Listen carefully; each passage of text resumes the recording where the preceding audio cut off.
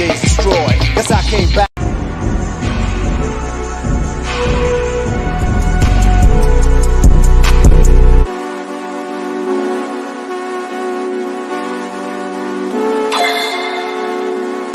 That's a G53, and I swear that bitch go bang.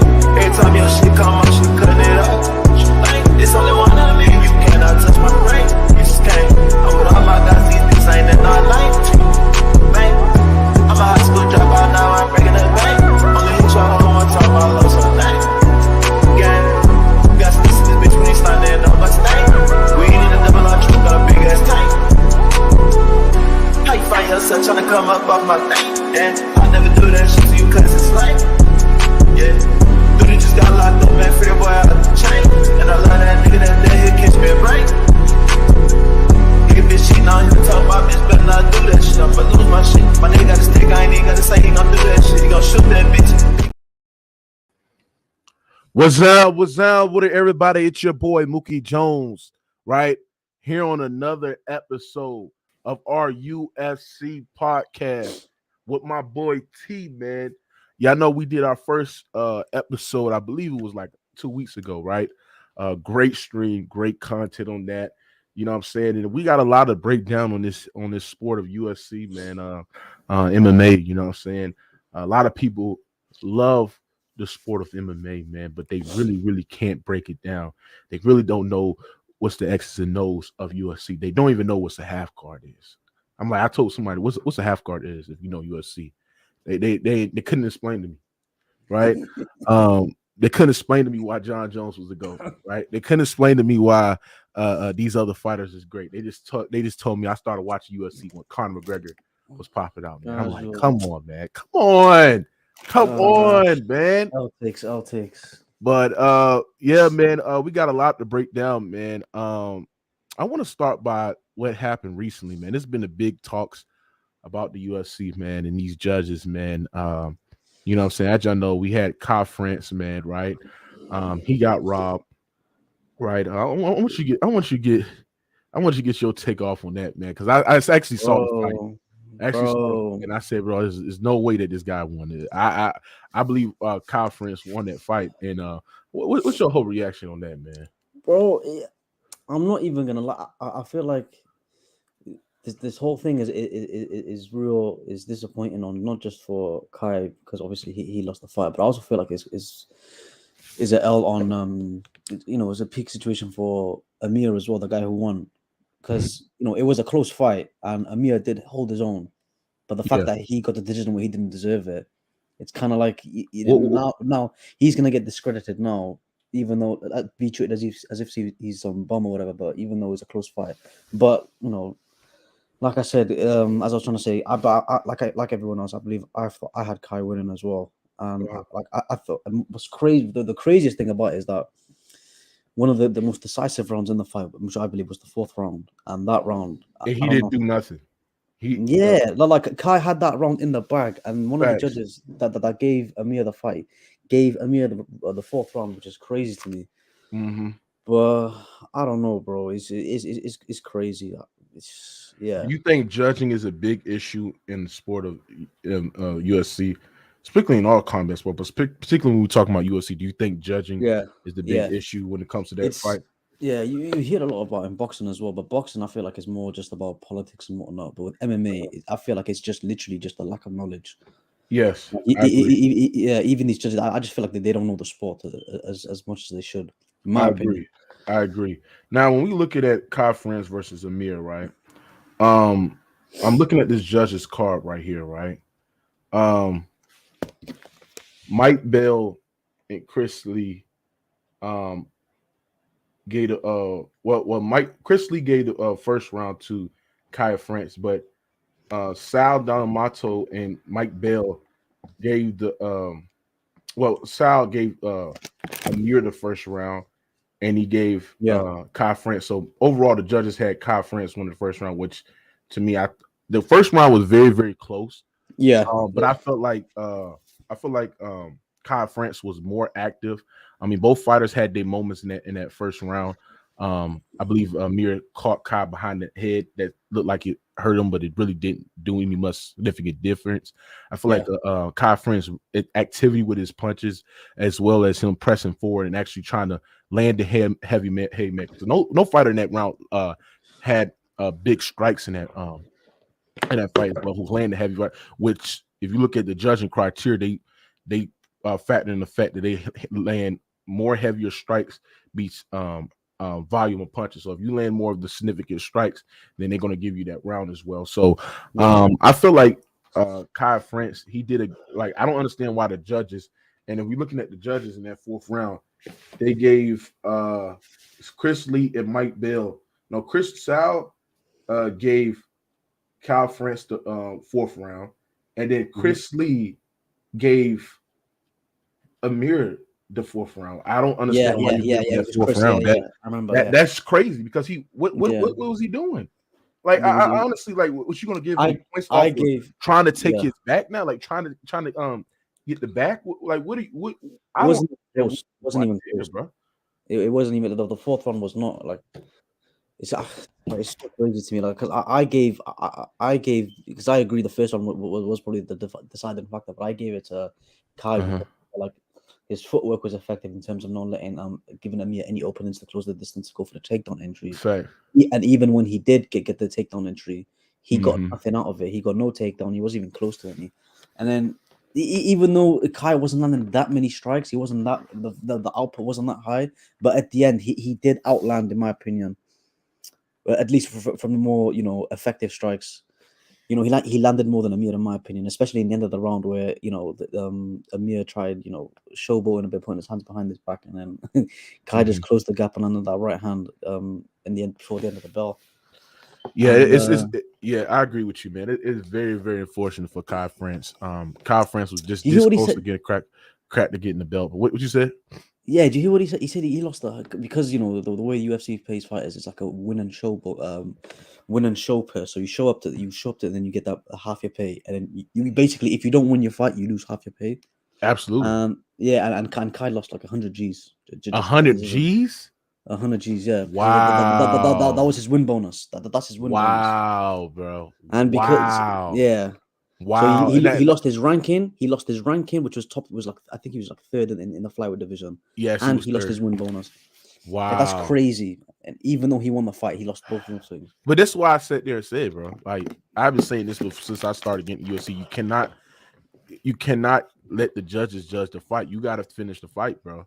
Right? And how tough the fight was, you just cannot land it to the judge's hand, bro, because these judgings are very, very inconsistent. I can name so many fights where I feel like the other fighter won, right? Some of the judges saw it in a different way, right? Yeah. It's just sad that we have to leave it in the judge's hand.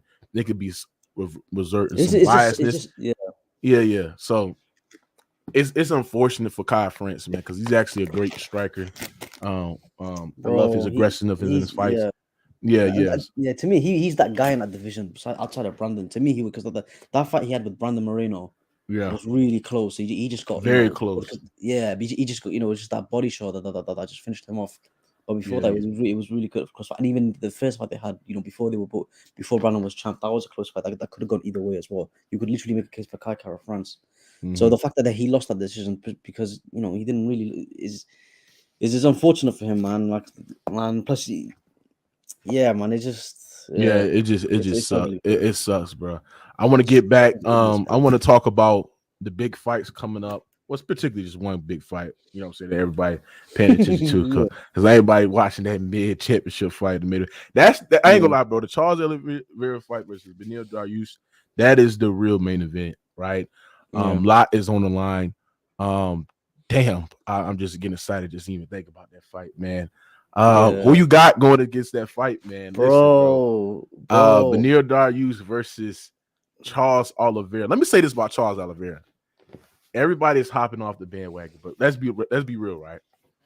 Charles Oliveira run to capture that UFC belt was unbelievable. The names that he was beating, his display and his striking, right? When he's aggressive, marching forward, the way that he picks his strikes, right? The only thing, yes, he lost to Islam Makhachev, right? And in that fight, he did not show up. He did not show Yep. up in that fight. When I watched the fight, because we actually did a watch live on that fight because I was so high on Charles Oliveira. And on top of that, we was putting Charles Oliveira in these talks of being the greatest UFC lightweight of all time because the big names he was beating. Finished Michael Chandler, beat Justin Gaethje, beat Dustin Poirier as well, right? All finishes, bro. Yeah. So we was like, oh my God, look at the competition. He's beating in spectacular fashion, the way he's displaying his talent, right? Yep. But then when we watched that Islam Makhachev fight, right? Because he missed weight and you know what I'm saying, he ended up losing his belt, but the unified belt, he was going to have to face Islam Makhachev, right? Yeah. I was so frustrated because of the simple fact that he just didn't respect Islam Makhachev striking whatsoever in that fight. Whatsoever. He didn't. He was just marching forward with his chin up. He was telegraphing his strikes. He was just throwing run strikes, not setting anything up. Just give a credit to Islam Makhachev's defense, bro. He was just slipping every punch. He was like his boxing defense is very basic, but it's very, very effective, bro. Very effective, man. I just felt like he just couldn't control the fight that he usually control the fight, bro. He just couldn't, right? No footwork. It was just so telegraphed. He was missing shots, telegraphing. Islam Makhachev could have seated, playing the distance as well. And then once he dropped Charles Oliveira, because Charles Oliveira gets dropped because he leaves his chin up open, right, where anybody can see it because he is a tall, lengthy fighter. He did something that no other fighter did. Because usually when Chandler dropped him, when Gaethje dropped him, when Poirier dropped him, they never hopped on the ground and try to wrestle him, bro. Yeah. Islam did that, right? And he got the finish. So that being said, going into this fight against Beneil Dariush, people sitting there saying that he could make some adjustments in the second fight against Islam if he beat Beneil Dariush in a spectacular fashion. How do you see that fight going? Bro, what you were saying about people hopping off the Charles, but I might just be one of those guys as well. Because the more I look into the fight, the more I favor Beneil. Because it's like it's literally this, not the same, but like similar threats to Islam, which is elite, good defense everywhere, whether it's on the feet or on the ground. Like Beneil's grappling is on the level of Islam, in my opinion. Like, but whether you want to talk about which ones is better, that's up for debate. And plus, their styles are so different because Islam's more wrestling oriented, whereas Beneil is straight up jiu-jitsu. But with Beneil's decision, I favor Beneil's decision making in both aspects, and all around MMA, whether it's striking or on the ground. I feel like he hits hard enough, to earn Charles's respect, even though Charles doesn't really care about the strike. Like, he trusts his chin so much, and then plus he's like, his mindset is more like, okay, if I do get hurt, all I have to do is just go on the floor, and then I'll test my jiu-jitsu against them. And he trusts and he believes in his jiu-jitsu against anyone's. But at the same time, against a guy like Beneil, man, it's just his jiu-jitsu is as good as anyone's in the division. Yes, maybe even better, and so it's like, and plus he's more defensively responsible than Charles. It could be a bound winner because if you look at Beneil's past fights, he has won and lost fights, where they're just scraps in the pocket, where they're just swinging wild and knocking each other out cold. But at the same, this recent run with Beneil, he's just this guy's been so cerebral, so patient. You utilizing all his skills, more than he ever did before. So you could, me personally, I want to see Charles back. Like, I want to see Charles make a run again. Like, I'm such a fan of the guy, but at the same time, I'd be, the more I look into the fight, the more I see it going down the same way it went against Islam. Yeah, made some great points. Beneil has a sneaky left hook. That left hook is very, very, very sneaky. He lands it in hits so hard as well. He hits so hard, and the way that he landed is so, like, it's not very technical, but he just landed is very, very effective as well. His wrestling, he has great takedown defense. You can look at his fight where he fought Gamrot. Gamrot tried to push the pace, try to take him down. He was defending takedowns. He was landing barrage of strikes, his jab as well, and then setting him up with the lead left hook, defending takedowns, setting him up with knees, because when a wrestler is trying to take you down, you're using knees. So he's using knees just to give him a different look. Because when you're trying to go in for a double leg takedown, that there's a knee is coming up, and just fighting at his own pace. His striking defense is very, very effective. He does get hit at times when he does be sluggish at times, where he just trying to goes in and trying to get inside. But when we looking at this fight between him and Charles Oliveira, right? So I feel like both fighters jiu-jitsu. If you want to say the other fighter is better with their jiu-jitsu and their grappling, you know what I'm saying? You can make a case that it's a complete wash between the two when you're looking at the grappling and the jiu-jitsu between both fighters as well.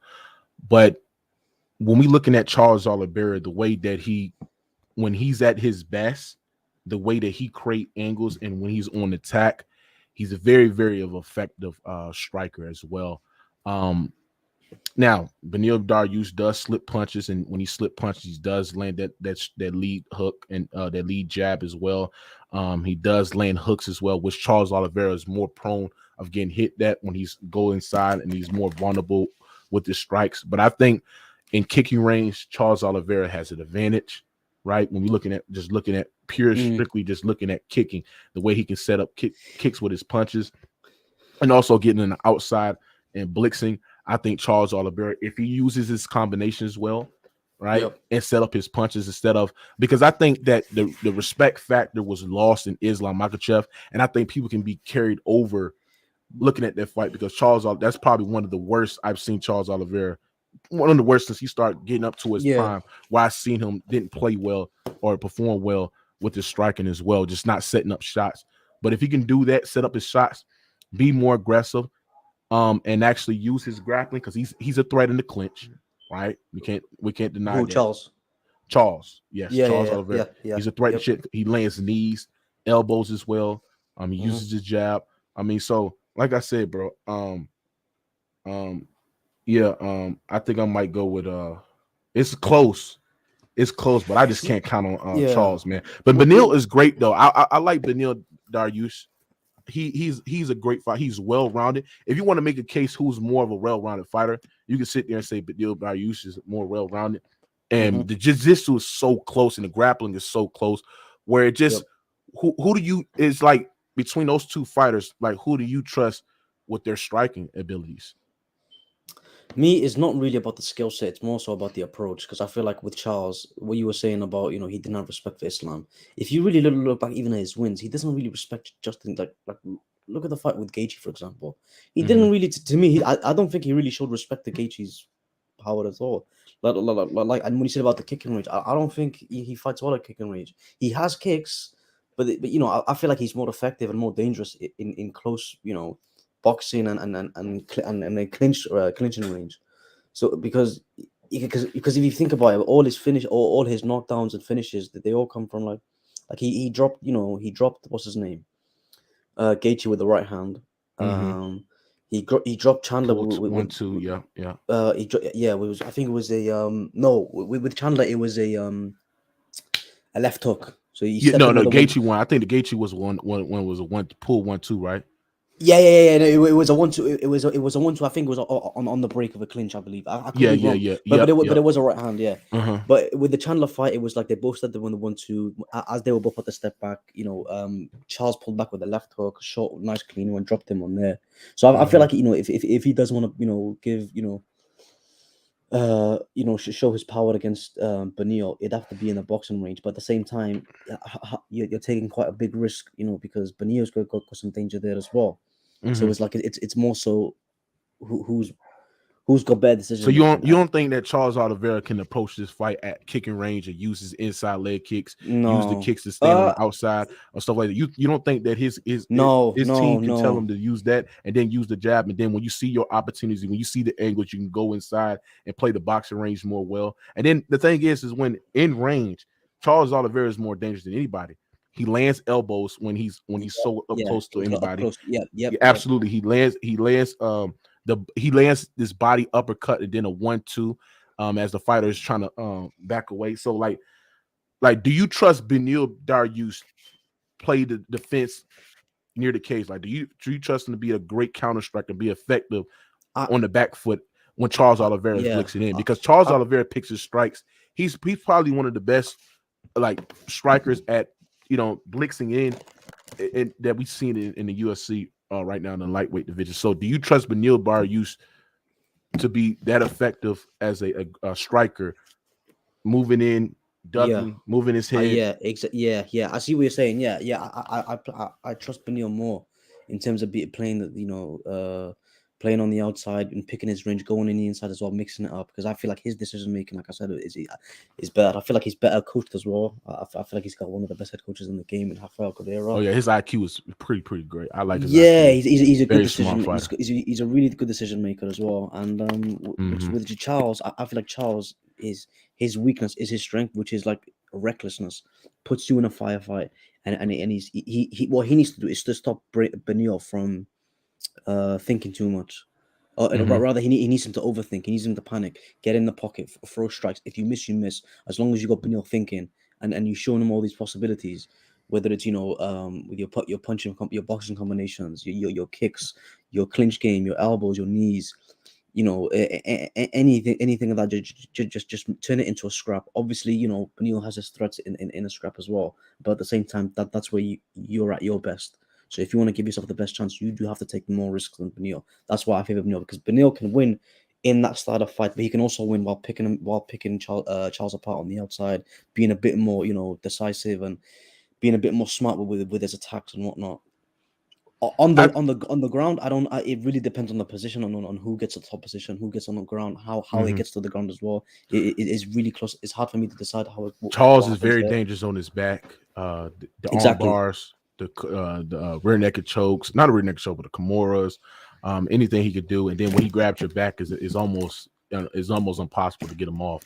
So I've seen so many times where he finished guys on his back. I mean, like Scramble's gonna be crazy. It's gonna be crazy, right, when it goes to the back. That's why I think it's that's why I think it's gonna be more of a striking match. But it's like that's the thing about Charles Oliveira. The one thing I question about Charles Oliveira, he gets hit so many times, bro. He gets hit, and he takes it. He takes it. He takes it though. He know how to weather the storm when he gets hit, bro. To keep on pressing forward, which I like about his style. But I just think from Charles Oliveira, what he has to do to win that fight is to set up his punches, which he did not do against Islam. And you sit there and say that he didn't respect Gaethje. I think he respected Gaethje. He just got hit. He just got caught. He just got clipped. All right. No, what I mean, he didn't respect. I don't think like he thought that he could. I feel like it's one of those cases where it's like, I'm gonna get Gaethje. He does have his threats out with his boxing, but my threats on the feet is up close in the clinch, or with putting a high pace on you. So like they had with their skill sets, they had to meet in the middle, because that's where they both succeed at. And what he was thinking is like, okay, I can take some risk, because if I do get hurt and I'm still not knocked out, if I'm still there, I can just drop to the ground. Yeah, and and he can just go and he can come in and see what I'll do there. So it's more so it's not even that I don't care about his power. It's more so the worst thing that could happen is I can get knocked out. Any other scenario, I trust myself. So who would you give the edge to the striking?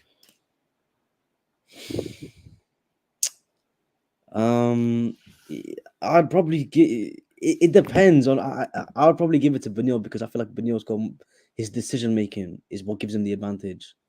Whereas Charles, the only way for him to succeed is to make it a scrap, in my opinion. Yeah, that's how I feel. Like the best way for him to hurt Beneil on the feet is to get in the pocket, get up close. Who has more variety of their striking between Beneil and Charles? I would say Charles. It's just more so. It's one approach, but it's like there's so many shots.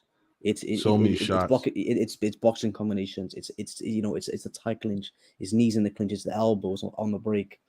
Yeah, it's the low kicks. The inside leg kicks. And if you look at Beneil, Dariush, the way that he stand, he's very susceptible for. It's very it's very boxing heavy stance. Like he stands very heavy on that rear leg, so it's very, very susceptible of getting hit with inside leg kicks as well. But I'm just saying, like, if Charles can set up his kicks, which that's not really his game, but if he can do that, and also just, like I said, in the boxing range, setting up his punches, he's going to probably get caught because Beneil got a great left. I think he got that great lead left hook, which is very, very. We saw him crack Gamrot with that. Setting it up, bro. That was a beautiful. I was just watching that fight just now. Yeah. I was just watching that. I just like his pace. I love the way that he's a great ref. He's a great jiu-jitsu practitioner. He knows how to defend takedowns, and he knows how to play in his own ranks. And he's very, very smart. Very, very smart on that aspect. And that's what I was saying. Like, Charles has more weapons, but at the same time, Beneil, he has some weapons as well, but he knows how to use them a lot more efficiently than Charles. Whether with the low kicks, he's got some solid calf kicks. He times them really well.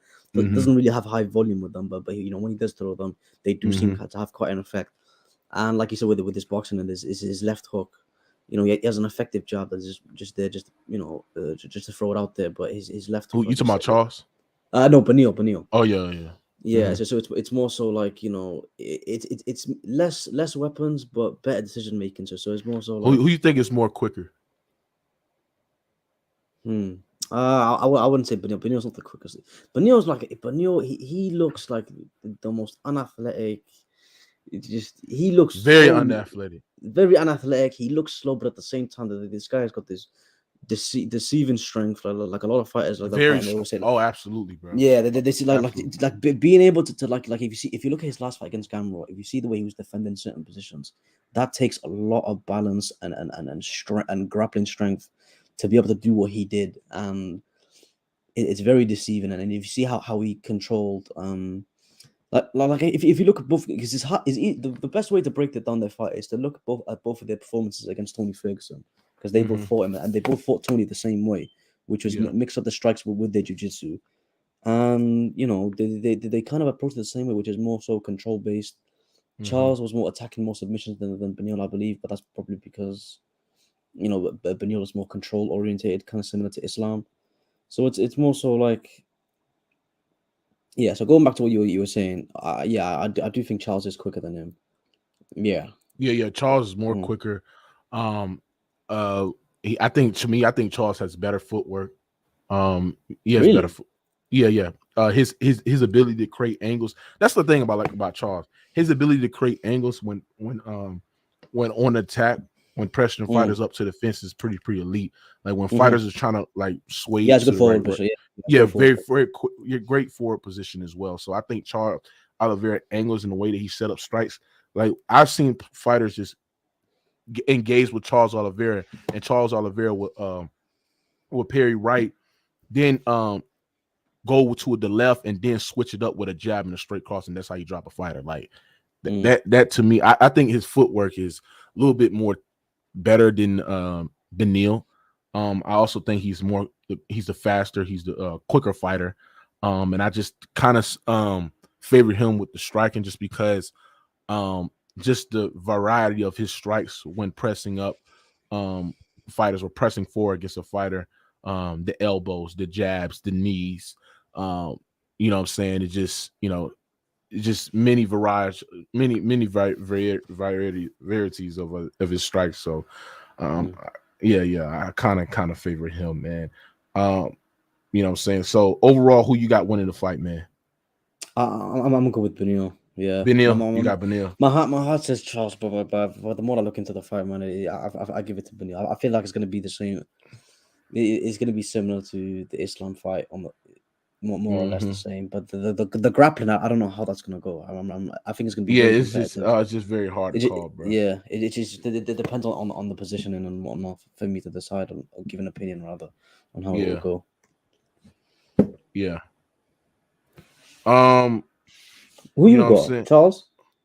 Yeah, I got Charles. I want to talk about now.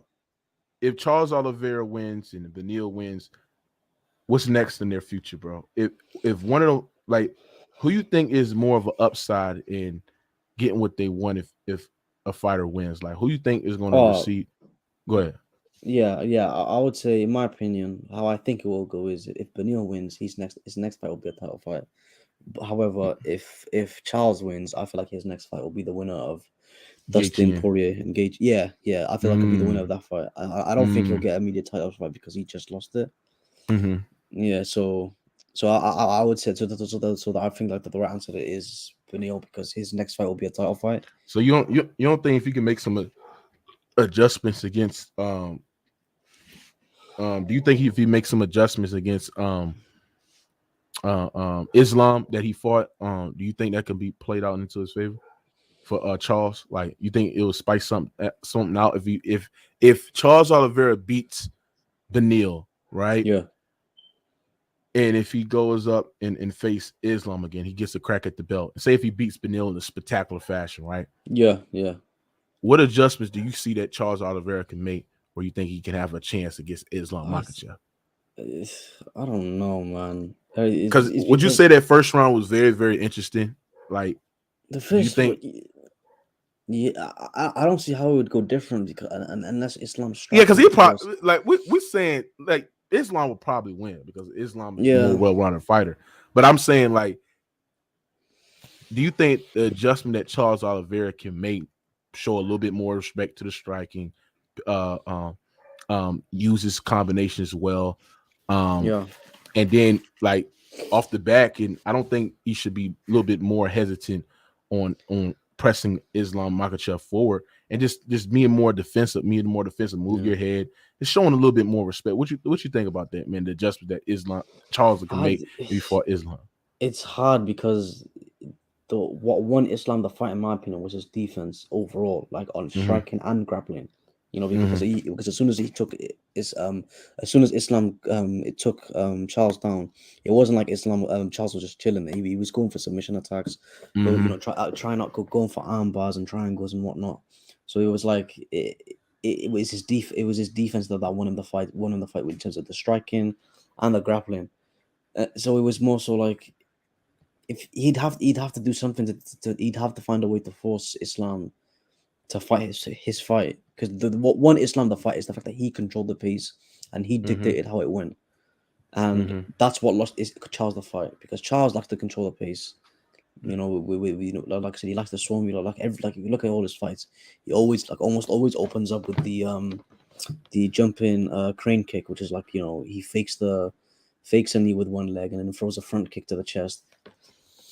And he opens rounds with almost every round he opens a round with that.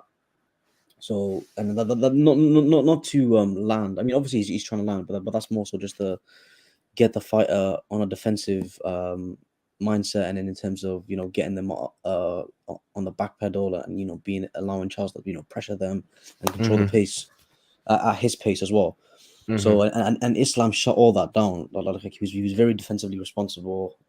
His lateral movement was on point. His he had a good guard, and it's just Very I don't strong. yeah. So I really don't see I don't see how we could beat Islam unless he catches him with the finish, whether it's a knockout or a submission. In later rounds when fighters get slippery and with all the sweat and whatnot, and then you can kind of catch a sneaky submission. But even Mm-hmm. then, there's such a long shot. So yeah, I'd say no. I agree with that. I mean, It's more so the style. I don't think Charles fell off or his run ended. I just feel like that style, he was always going to lose that style. Like I never like going up to that that's fight. true. I didn't really see how Charles would win because I always thought like Islam's defense in every aspect of MMA, especially where Charles does well. Islam handles those things, handles those areas really well. The reason why Charles is able to get away with taking risks with strikers like Gaethje and Poirier by getting taking heavy shots and getting dropped is because whenever they try to follow up on the ground, they're so beneath him when it comes to grappling. He can Mm-hmm. take that risk. You They can't take sit, that. yeah, Yeah, you can't take that risk with Islam. with Islam. You can't take that risk with Beneil, and that's why I feel like his weapon, his tactics, with trying to get you into a wild fight that could possibly enter the ground. It doesn't work against him Now because that one that point that you made, that's a great point. If Beneil dropped Charles Oliveira with the smooth counter left hook or something like that, any way he can drop him. Yep. He's not going to be afraid to get on the ground with Charles Oliveira and get on the half guard or top mount, bro. He's not, and I don't see it. That is a great point, man. Damn, I didn't even think about that. That is a great point. I kind of agree with that. Speaking of another fight, man, Amanda Nunes, man, a title fight between her against Irene. You know what I'm saying? How you think that fight going, man? Do you think it's about time where Amanda Nunes need to, you know, bro, it's just no fights for her right now. She cleaned out her division. You know what I'm saying? I mean, I know she was scheduled to fight. What was that girl that she was about to fight? Damn, I'm forgetting her name. Juliana Pena again for the trilogy. But I mean, she would beat Juliana Pena again. How do you see that fight going, man? I favor. You think Irene can make it more interesting? Like, yeah, what you think about? Yes, 100%. It's the fight that we should have had to begin with, bro. I'm tired of this nonsense, bro. Bro, Pena, man, a great fighter. All love. She's a world champion, and that's in the record books. But, bro, no. Aldana, Aldana is a much more dangerous threat. She's bigger. She's got better boxing than both of them, in my opinion. Much cleaner boxing. And yeah, that's really she's more so in terms of her she's got good boxing. She's got really good jiu-jitsu as well. Her submissions are really slick. But I feel like her biggest threat against Nunes is her boxing. I would say, you know, with her jab and her combination, she's got a really good spinning back fist as well. But I favor Nunes because Nunes, you know, she's got the power. She's got the power advantage. You know, she knows how to strike with elite strikers. She's got good low kicks in her game. She's from American top team, and they love using it. They're really known for using calf kicks as well. And and she's got really good grappling as well. She's very good on top position, like elite black belt. Vicious ground upon as well. But you know, I feel like, you know, if Aldana does have some decent takedown defense. So if I would say the best. So some people would say that her best chance is to submit Nunes, but I would probably favor Aldana's boxing in the distance with her jab range, using her straight punches. Because, you know, Nunes's punches are very loopy. Very loopy. So I feel like if you can just you know, either a straight cross, maybe even a tight left hook. After hold on, Aldana can do something. No. I favor Nunes. No. I favor Nunes, but because I'm like, bro, the way Aldana can do something. But don't get twisted. Aldana can do something. Yes, for sure. She's a worthy challenger. I'm not gonna lie. You know what? Fuck it. I'm gonna go with Aldana. Fuck it. Yeah. I'm gonna go. Yeah, bro. Fuck it. And it's just nah, bro. Think about it. Listen. Bro, Nunes. She left American. She opened her new gym. You know, she at this stage, you know, the champions, you know, at her level, that they get really bored and they start to, you know. And plus, let's not forget, this is a short notice as well. She was meant to fight Pena, so it was like, yeah, that's true. And you know, she is bigger than Nunes as well. Let's not forget that. Hold on, what's the height between those two? Let me see. I feel like it's like 2 inches. I don't think it's that significant, but it's like it looks like a big difference, but I feel like they're only a couple of inches apart. I know Nunes is like 5'8". Yeah, so hold on. Irene. Okay, let's see. All right, so when I'm looking at this, Irene is 5'8", Nunes is 5'7". I thought Nunes is 5'8". Yeah, both fighters are 5'8", bro. Oh, that's crazy. Both fighters are 5'8". Both Nunes got the half reach advantage, 69-inch reach to Irene, 65.5-inch reach. So the reach is almost identical. So they about the same height. I would say a Nunes a little bit more stronger than Irene. I think a Nunes yeah. I think Nunes is a little bit stronger. Her takedowns and her I agree. Yeah. In the takedowns, in the grappling advantage, I think Nunes. Like, if you want to favor Irene, that's cool. But I just think that Nunes, the way that she sets her kits up, Her punching power, it's loopy. It's not the best when we talk about terms of technique, but it's consistent, it's effective. Yeah. Her punches, she hits hard as hell. If you look at her past opponents, like the way that, like, if she touch you, bro, like I don't believe that Irene can withstand Amanda Nunes' power. Yeah, she her don't tenacity, want to. Just on that forward attack. Nunes is a well-rounded fighter.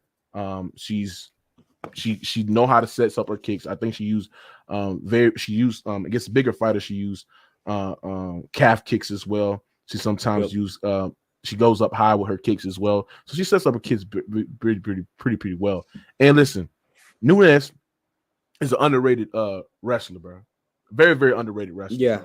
Know how to she know how to defend takedowns. She know how to go in for takedowns as well, even when she's losing the fight. Like, even if you look at her fight between what's that fight that she fought? The tall Aussie girl. The damn, what's her name? Megan Anderson. Megan Anderson, right? She was like, even when Megan Anderson had her times where she was just losing her length, what was Amanda Nunes was doing?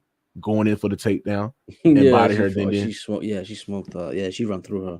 Ran through her, man. Her. So, like I said, Amanda Nunes is the greatest UFC female fighter of all time, right? Nah, Shevchenko. What? Valentina Shevchenko's better. Yes. No, she's not. Yes. Dominant champion. Hold on. Dominant champion Amanda Nunes. Amanda Nunes has beaten her twice. Not the second time. The second time was a robbery. She did not beat her. She did not beat her the second time. No. Okay. Even if you can say the second time, because I watched the second time. It was probably a long time I've watched it, right? Because when I watched it live, I feel like Amanda. I feel like Valentina did enough to win the fight, but Amanda was more active, bro. She was more pushing forward. I feel like Valentina was so bit of trying to be a counter striker, which it didn't work, right? Amanda Nunes was using the takedown, lands a couple of takedowns as well. Just Valentina was not active enough, so that's why I can see why people would give it to Amanda Nunes. But Amanda Nunes is a dominant champion, and look at the fighter that she has beaten. Ran through Ronda Rousey, right? Ronda Rousey was ahead of her time. Ran through her, beat Holly Holm.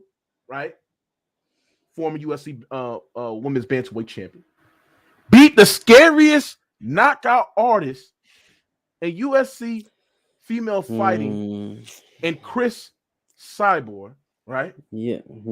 Beat Shevchenko twice. Oh, what more do you want her to do, bro? Stop it, bro. I like Shevchenko. Shevchenko is the second greatest. Skills paid. Listen, bro. I'll tell you why. But give me a minute to do this, bro. Longevity and skill, bro. I'm getting it up now. I got 1, 2, 3, 4, 5. She got about 6 title defense. I can't get it up because she fought in 2 weight classes, which that featherweight class is fucking is non-existent in my opinion. If you go on the UFC website now and you look at the featherweight ranking, the female featherweight rankings, it's literally Nunes on her own. It's literally Nunes on her own. That is, bro. Hold on. They made that division for Chris Cyborg. That's what I'm saying. And Chris Cyborg, good is she? The fact that Amanda Nunes went up the featherweight. She's in Bellator.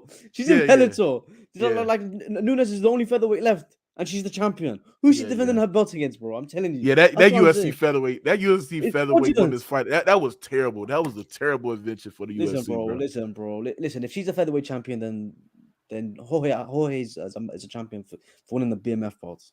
You know what I'm saying? It's the same thing. Yeah, I'm with you. I don't respect that division. Yeah, like I don't know how many title defenses she got at bantamweight, but I think what's her name got like about 7 or 8. Shevchenko.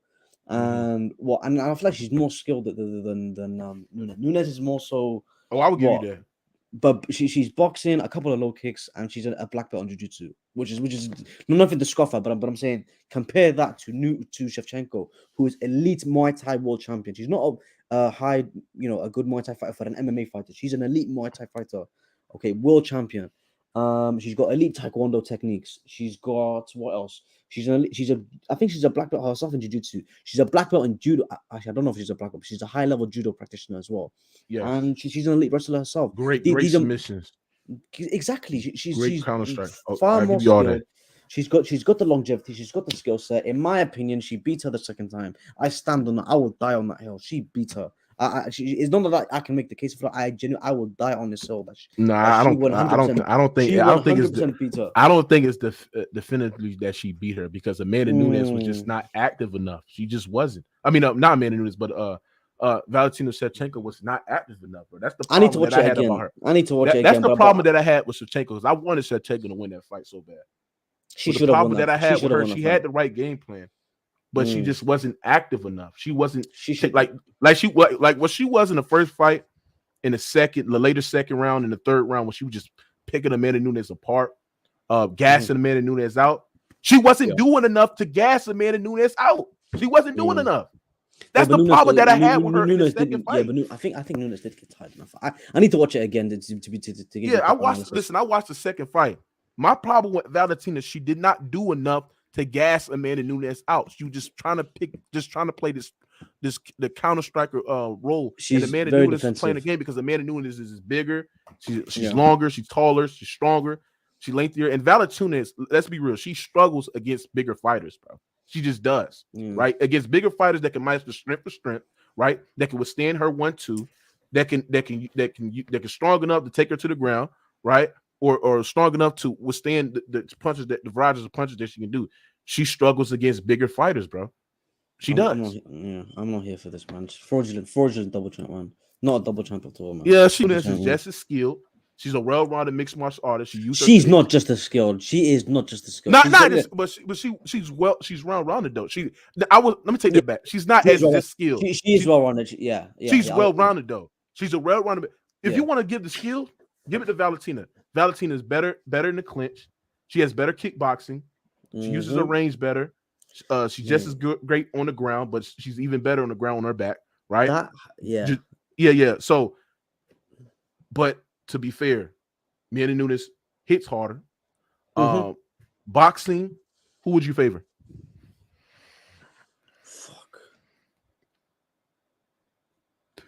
I mean, go ahead with Amanda. Because Valentina, she sets up her punches with she sets up her punches in the southpaw with using inside leg kicks, using that 1-2, bro. That's all she does, bro. Inside leg kicks on the outside, using that 1-2. She can be too patient sometimes, which I agree. Yeah, so boxing will go. That KO, that knockout that she landed on Jessica Eye that one time, that head kick, that KO. It was like I think it was like right on her forehead as well, which is crazy. And that was crazy. That was crazy. Her legs were so still. Oh my goodness. Yeah, bro. But listen, I factor in Amanda. Like both fighters are great fighters. Like if you break it skill by skill, both fighters. If you want to say Valentina's more skilled because she got more variety of her, she's the GOAT, man. Cool. She's the GOAT, bro. But she's not the GOAT. Trust me. And the reason why she's not the GOAT is because Amanda Nunes was more of a dominant champion. On top of that. And the featherweights. It's not even at featherweight. It's in bantamweight. Okay. Look what she beat at bantamweight. Look what she beat at bantamweight. She cleaned out the division. Misha Tate. You're right. Misha Tate. After she beat Misha Tate, she went on the same. After she beat Misha Tate, she beat Holly Holm, Ronda Rousey, Chris Cyborg, Chris Cyborg. Who else she beat? Juliana Pena. Bro. Her resume is crazy. She got she has the John Jones resume of No. Let's not do this, please. No. Let's not do this. Hold on, I'm not saying she beat the same great. No. I know that's what, but I know that's what. But her resume as a UFC female champion is insane. She's beat the top female fighters of her sport, and she did it in dominating fashion, bro. Yeah, I just can't take away for Amanda Nunes, bro. Like I didn't like her when she beat Ronda Rousey because Ronda Rousey, she was one of my favorite fighters in the UFC. You know what I'm saying? But when she beat Ronda Rousey, I just had to know that she was just far superior, better striker. Bro. She fucked Ronda Rousey up, bro. Bro, when she beat Ronda Rousey ass, bro, I was mad as hell, bro. I'm like, Ronda, cleanse, bro. No. Bro, the way she fucked Ronda Rousey up, bro, I was just, oh my god. The third was she was just not moving her head. She was blocking punches with her face. I'm like, blocking, bro, but she was doing this. She went for a clinch. I'm like, come on, go with that clinch. Yeah. Use your judo throws. I'm like, she oh was, my goodness, bro. I was mad as hell because I felt like she had it, but she, Ronda Rousey, man, damn, man, yo, Ronda Rousey, I ain't gonna lie, bro. When she was at her prime, her peak, bro. I'm talking about the way she was finishing those fighters. Like, she was ahead of her time. She was very, very ahead of her time. MMA, When they started MMA, Ronda Rousey was ahead of her time. The thing is she never fought no elite striker like that, bro. She just didn't. When she did, she fought Holly Holm, and then what happened? Yeah, she hot. Damn, bro. And then the thing is, her coaches, they really started propping her up, propping her boxing up. She knocked out because she knocked out Betch Correa, bro. When she knocked out Betch Correa, that's the beginning of the end, bro. Because her coach started propping her up like she was some elite boxer, some elite striker, some stuff like that. Bro. Yeah. When Betch Correa, when she was a judo specialist, she was a jiu-jitsu. I think she was a gold medalist. I can't remember. She was a judo gold medalist, bro. I believe she. Yeah, and your man was trying to make her a boxer. I'm like, what the fuck? And if you look at her, what the fuck? I swear to, I was literally looking at her. Like, if you look at her training, forget her fights, her training when she's shadow boxing and hitting the pads. Bro, she looked. I'm not trying to stiff. No, just amateur. It's just like amateur boxing. Like, yeah, like you're a much better grappler. Yeah. Oh, no, but to be fair, in her that she meant in the street fight. But I ain't gonna lie, bro. The legendary shit that she did, bro, and this is why Ronda Rousey forever be a legend. Yeah, when she went to Brazil and beat Betch Correa, when Betch Correa talking all that shit. Betch Correa made fun of her father that committed suicide. Just look at the interest, bro. Just look at the interest alone, bro. The way she walked out that fight, bro, gave me goosebumps because I'm like, bro. It was just so badass, bro. You know how she make that mean face? Everybody was just touching her, throwing shit at her and shit like that, bro. She went in Brazil and knocked that bitch out, man. I'm telling you this, bro. That right there was forever be some legendary shit. Shout out to Ronda Rousey. Shout out Ronda Rousey. But like I said, bro, I wouldn't say she was like, would you say she was overrated or overhyped? Like, what would you say to her? She was a bit of both. I feel like people acted like she was the greatest. She was a game changer. She was like, if you look at it, I put it like this: she was more so like she was a game changer to MMA more than a goat. If that makes sense. She's not like, when you think about her skill set and whatnot. I mean, it's like, because if you look at like anyone that was watching MMA knew like Holly Holm was a problem for her. They knew Nunes was a problem for her because of the skill set. Because because Ronda Rousey was never an elite striker ever in her life, especially in the open distance.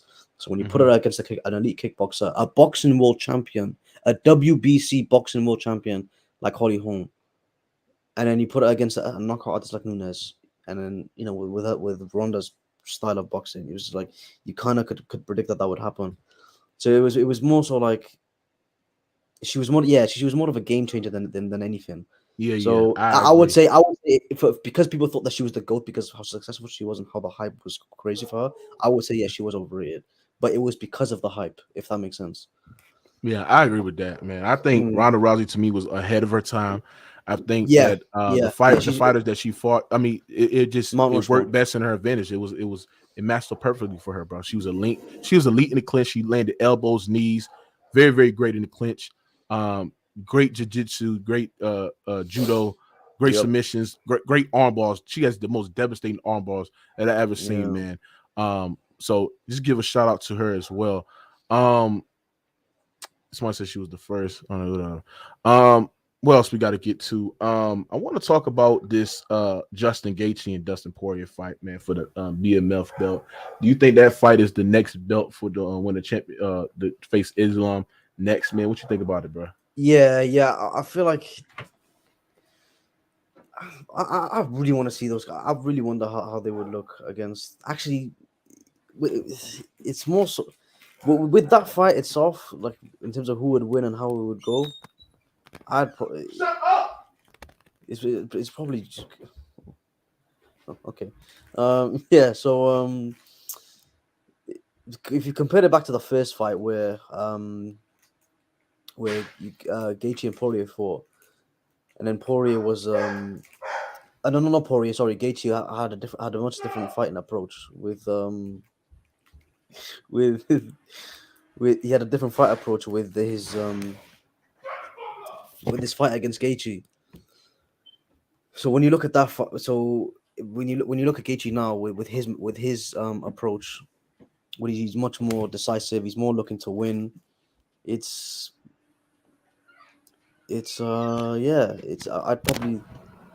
I'd probably You hear me? give it to. Yeah, we heard you. Yeah, you there? Yep. No. Y'all hear me? All right. Yeah, I hear you. Yeah, what you said? What you said?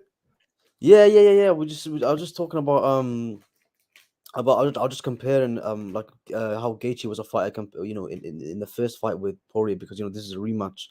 So I was more so looking back at Justin Gaethje's mental approach to that first fight compared to now, which is completely different. Whereas the first one, he was more so looking to entertain the fans and get into a crazy fight, whereas now he's looking to win and fight Islam for the title and be champion. And then plus with Gaethje's improvements as a fighter, outside of his mental approach, I would say his lateral footwork, his shot selection with his boxing, and he tries to be more defensively responsible. Whereas he'd be whereas back in the day he'd be willing to take a strike just to land one of his. Whereas now he tries to hit and not get hit, which helps. With that approach has helped him a lot. Because ever since then, the only people he's really lost to was Habib and Charles Oliveira. So with Dustin Poirier though, this guy's probably. Dustin Poirier is probably the best lightweight ever that's never won an undisputed world title. I mean, if you put him up there, Dustin Poirier, he's like, if you look at all the lightweights that never won an undisputed world title. Absolutely, I agree. Dustin's probably the best one out of all of them. Mm-hmm. But Gaethje's right there as well. So it's like with Gaethje's growth as a fighter, and then Dustin Poirier's improvements that he's made, obviously. I don't really know. I feel like Dustin's got better defense with the boxing, and I feel like that's where all the striking is going to be. But we hear. I hear you. Yeah. I heard all right. Good. Yeah. I agree with everything you. Some of the points you said. Between Dustin Gaethje and Dustin Poirier. I think Dustin Poirier will win the fight. I think Dustin Poirier has gotten better in defending leg kicks recently over the last couple of fights, especially what he did against Conor McGregor. I think Dustin Poirier is a better boxer. Yeah. Gaethje does hit harder than Dustin Poirier as well. But I just think when Dustin, what Gaethje got to do is he got to use footwork, play the fight at range, play the fight at distance, also use his jabs and also just set things up, force Dustin Poirier to come in so he can land some counter strikes as well. But I just think Dustin Poirier is better in defending leg kicks. I think Dustin Poirier is a better boxer. And that's what it's all going to come down to. And I really think that's what's all going to come down to. Dustin's timing is better. He just, the way that he lands his combination, bro. And the thing is, it's not about Dustin Poirier boxing when he's on the offense, when he's in the attack. It's his guard. Like, it's very, very hard to break. It's all very, very hard to break in that guard. Yeah, he has a unique guard. It's kind of like very unique MMA Philly Shark type of Yeah. He just very, very tense. Hey, to this guy, yo, man, what you got on this fight? What's good, bro? I appreciate you letting me come on here.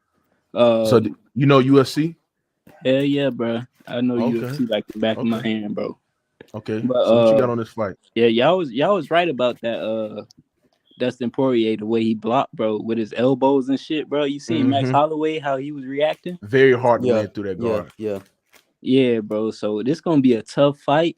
I'm not gonna lie.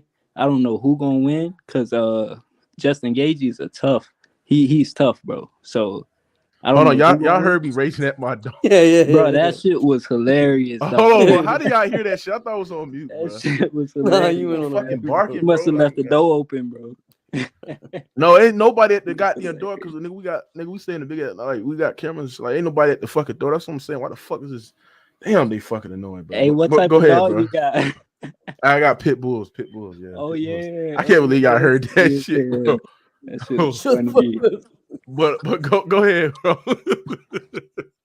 Hey, if it get in the later rounds, bro, Dustin got the edge. I feel like, but I don't know, man. I don't Really? know. You think cardio will be an issue for Gaethje? Nah, not cardio, but Dustin throws them combos and he doesn't stop. So it's He like puts that I pace. feel like they Yeah. both good on cardio, but Yeah. Dustin, I don't know, he might have a little more. I don't know, bro. This is a tough fight, bro. It's a tough. It's not I really feel like a it's tough. a tough. I don't even think it's a tough fight to call. I just think from a boxing standpoint, the way that Gaethje like his boxing defense, like he has a very very strong guard where it's very very hard to land. And then when Gaethje where Dustin slipped his punches and when it's very very hard to land on the hard guards, Dustin just duplicates so many combinations, bro, to his opponent, bro. Like body, left hook to the body, straight cross, lead hook. Then he hits you with a jab. Then he starts off with that jab to the body. Then he hits up with a lead uppercut to the body.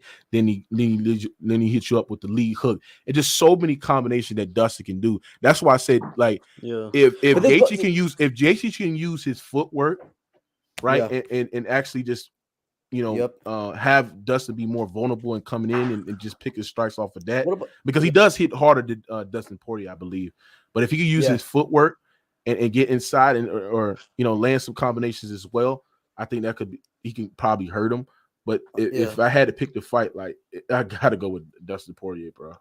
Because Dustin Poirier is even better in defending leg kicks, which Gaethje does use the leg kicks to start off his combinations as well, bro. Yeah, so. exactly. I was gonna say because his leg kicks are probably the most dangerous leg kicks in not in the division but in the UFC. Like whereas they're consistent. Like they almost always land, and then when they do land, they do like Dustin said in the interview, like in their last fight, he partially tore his tendon from leg kicks. Like his fucking the dude broke and walk for like weeks. Maybe months. I don't even know how long. But fucked his leg up, and then Dustin does it to like all his opponents. And then with Gaethje, what you guys were talking about with Dustin's guard and then his combinations as well, I agree. But to say that with Gaethje, his offense is much different. Even though he's a boxer as well, but his boxing is more so 3 punch combination max. Whereas Poirier is more 4 to 6, when he's going for the kill. Facts. But with Gaethje, it's more so it's tight hooks and uppercuts that are just so clean, and like you said, he hits so hard. I mean, Poirier is durable, so he can take the shots. Don't get me wrong, but so's Gaethje, which is why I think it's a close fight. Defensively, I feel like Poirier, Dustin's more responsible and he's more skilled defensively. Gaethje, his defense is more so slips and being evasive and with his lateral footwork. Eventually, he gets caught, but like he rolls with the punch. Yeah, but he does roll with the punches really well, so which kind of deflects. And he's very very tough, very very tough. I think Gaethje usually, like when you go to the body against Gaethje, he's very very, his chin gets very very exposed, bro. And we've seen it against Eddie Alvarez. Like whenever Alvarez went towards the body, hitting him with a lot of body uppercuts, that opened up a lot of strikes to the head. And Dustin can do that because he's got. And Dustin can do that. The best out of anybody, bro. Yeah. So like his boxing, yep. Yeah, bro. That's give me Dustin Poirier, bro. Dustin Poirier, and I agree with you, bro. He is the best fighter to ever not win a championship, bro. Not win a championship because he ran into the greatest UFC lightweight fighter of all time, and Khabib Nurmagomedov, top 10 UFC fighter of all. Ran into that. And I want to see him. You said what? You have good. I said top 5. Put some respect. Nah, he's not top 5, bro. Who's top 5? Khabib Nurmagomedov, my brother. Why? No, he's not. Why is he top 5? Let's talk about why? Why? Oh, straight out the gate. Yeah, I want to get warmed up, but straight out the gate, bro. The most dominant fighter in MMA history. undefeated in his career, never been cut, never been dropped. Arguably, rarely ever lost a round in his whole career. Let's be real about it. Made champions look like average fighters in the ring. Let's be real about it, man. There was never been such a big distance when you see Khabib at his best and you see the other guy come with his game to neutralize a man and to make him tap, to make him look like they weren't even meant to be in there. The most dominant UFC fighter of all time. And if you're the most dominant, you got to be top 5, bro. Let's be real about it, man. Let's put some respect on him. This why I have to disagree with you. He's not the most dominant UFC fighter of all time. No, he wasn't even a dominant champion. And to be fair, like if y'all willing not to put DJ Mighty Mouse like up there at GOAT status or put him top 2, top 3, that's fair, right? Because they willing to knock Demetrius Johnson off of his competition in the flyweight. Demetrius Johnson is a more well-rounded fighter than Khabib Nurmagomedov. Well more rounded. There's nothing you can debate about it. But the reason why people knock Mighty Mouse is because it's competition. So do the same thing with Khabib Nurmagomedov, bro. Khabib Nurmagomedov competition, for the most part, has been mid. The only good fighters that he fought was, I would say, Conor, Dustin, and Gaethje. That's about it, right? Yeah. He only defended his belt 3 times, right? I guess and those 3 guys. He fought Al Quinta. He fought Al Quinta on a short notice. And he couldn't finish Al Quinta, a journeyman fighter, mid at best, Al Quinta. So, like, when we looking at Khabib Nurmagomedov, elite grappler, we give you that, right? His defense, his the way that he can dominate guys on the ground. But to sit there and say, is he a dominant champion or a dominant fighter? No, he wasn't. He was not a more dominant fighter than John Jones. He wasn't a more dominant fighter than Silva, GSP, Mighty Mouse. Come on, bro. The competition, your ability to defend championship. Was you a dominant fighter in your prime, in your peak? That takes into account. And to be honest, Khabib Nurmagomedov, like, he retired early, but like I said, bro, like, I won't say that because he's not more of a well-rounded fighter. Was he more dominant than Usman? In terms of this is what I was going to say. If you're talking about most dominant, in terms of longevity, he's not, because the guy has had 4 title fights in his career. You can't be so, and 3 of them were defenses. In terms of performance, I'll agree. He's probably is in my opinion, he is the most dominant in terms of performance, because in his title fights, when he fought the comp, which was, like you said, Conor, Poirier, Gaethje, it was, there was no flaws. But like you said, my criticism of it, not even criticism, but like, it's more so like I feel like he gets overhyped, which is the top 5 or the great or the GOAT conversations. You cannot be in the greatest of all time if you have less than 5 title defenses. Like bro, like come on, bro. That's all I'm trying to say. If he stayed on, he probably would have still been champion. I'm not. That's a hypothetical, but if I agree with that. But it's like he didn't. At the end of the day, he retired early, which is all respect to him. But at the end of the day, you got 4 title, you got 3 title defenses to your name, and you want to say you're the GOAT. I mean, or you want to say he's the GOAT. I don't get that. There's I guys... didn't say he the GOAT. But, oh no, top 5. Okay, top 5. Top okay, 5. Let me give you my top 5. Let me give you Mm-hmm. my top 5 and tell you what's the difference between these 5 fighters and Khabib. Go ahead. John Jones, and this is not in any order, by the way. John Jones, George St. Pierre, Demetrius Johnson, Anderson Silva, and 5th I'll go with for now, because the 5th is really tough, but I'll go Jose Aldo. What separates these guys between Khabib is longevity. These guys got double-digit title defenses, or if the lowest is probably 8 title defenses. Then you got the longevity, like Jose Aldo was featherweight champion for 10 years. He was undefeated for 10 years, and then you got to add the fact that John Jones, about 16, 18 title fights. And John Jones 22 fights. Listen, Habib has 13 fights in the UFC. John Jones has more title fights than Habib has fights in the UFC. Woo! That Jones shouldn't be in the discussion, bro. And then but that's the greatest of all time. So we don't need to. That's crazy. Yeah, that's okay. GSP. How many title defenses he's got? He's got about 8 to 10. 8 to 10. Demetrius, he holds the record for the most title defenses, which is like 13 or 14. And then was it? I thought it was Silva. No. Sorry. I take that back. So Demetrius tied him. He tied for he tied Silva. Yeah. He lost it to Silva in the rematch. So yeah, there you go. That's 13 to title defenses for Demetrius and 13 for Silva. And then these are guys. If you want to say, look, this guy's the most dominant, I'll agree if you're basing it off performance because that is true. Because like you said, the guy never bled. He only, in my opinion, he only lost one round in his career. Yeah, well, but so let me ask you, bro. Let me ask you. Hold on. That's why I'm gonna say Go too. ahead. I'm like young African. That's why I just base it off of like basic competition. Because if you fight three great guys and you're using one aspect of martial art, which is your grappling and your takedowns and stuff like that, to be the dominator fighter, right? Is that speaks to your dominance. But like I said, bro, the competition, like you can agree that Silva, GSP, Mighty Mouse, many etc. fighters has fought better competition than Khabib. I wouldn't even say they fought better competition. I just think they fought more competition. Because if you think about it, Conor McGregor, double champ, to arguably top 10 all time, holds the stats that he has. He beat Jose Aldo in 13 seconds, holds the record for the quickest title fight finish in UFC history, in title fight history. The first guy to lead the first double champion of all time. What else? Was he a prime Conor though? I mean, see, this is why I don't like, bro. When Khabib make him, when he dominates them, now he's not in his prime no more. See, that's what we do. But if he gets washed by Conor, we're gonna put it on Khabib. Like we can't do that. I agree. Khabib's resume made so much money, bro. Oh yeah, we can make all the excuses we want, but he came back with a vengeance. Was talking all that talking about I'm gonna lay him out, I'm gonna do this and that, and he lost. So I don't want to hear all that. He didn't claim that. He claimed he was the best. But to be fair, hold on, be fair. You're Africa. I got you, true. What would you say was Conor prime?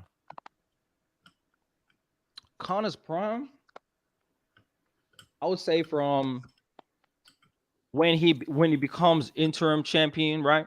When he becomes interim champion. Or was that the vacant title that he won when he became champion? It was interim champion when he beat Chad Mendes. Interim champion. So when he beats Chad Mendes, you can say that was around 2015, 2016, around then. He wins that. Yeah. Then he beats Aldo. Then he beats Nate Diaz. I would say so 2015, late 2014, 2015, 2016. Would you say that was Conor McGregor prime? I'm not giving him a 2-year prime. I'm going to say that he's still in his prime. If it starts in 2015, no, it's not. It's not. That he's still in his prime in 2018. It's not basketball, bro. Conor McGregor, bro. Come on, man. You have the man had a 2-year prime. Hold on. You have certain, because it's very, very hard to have a prime that long. You got some background sounds, bro. The other bro. Yeah. It's very, very hard to have a long prime in the UFC.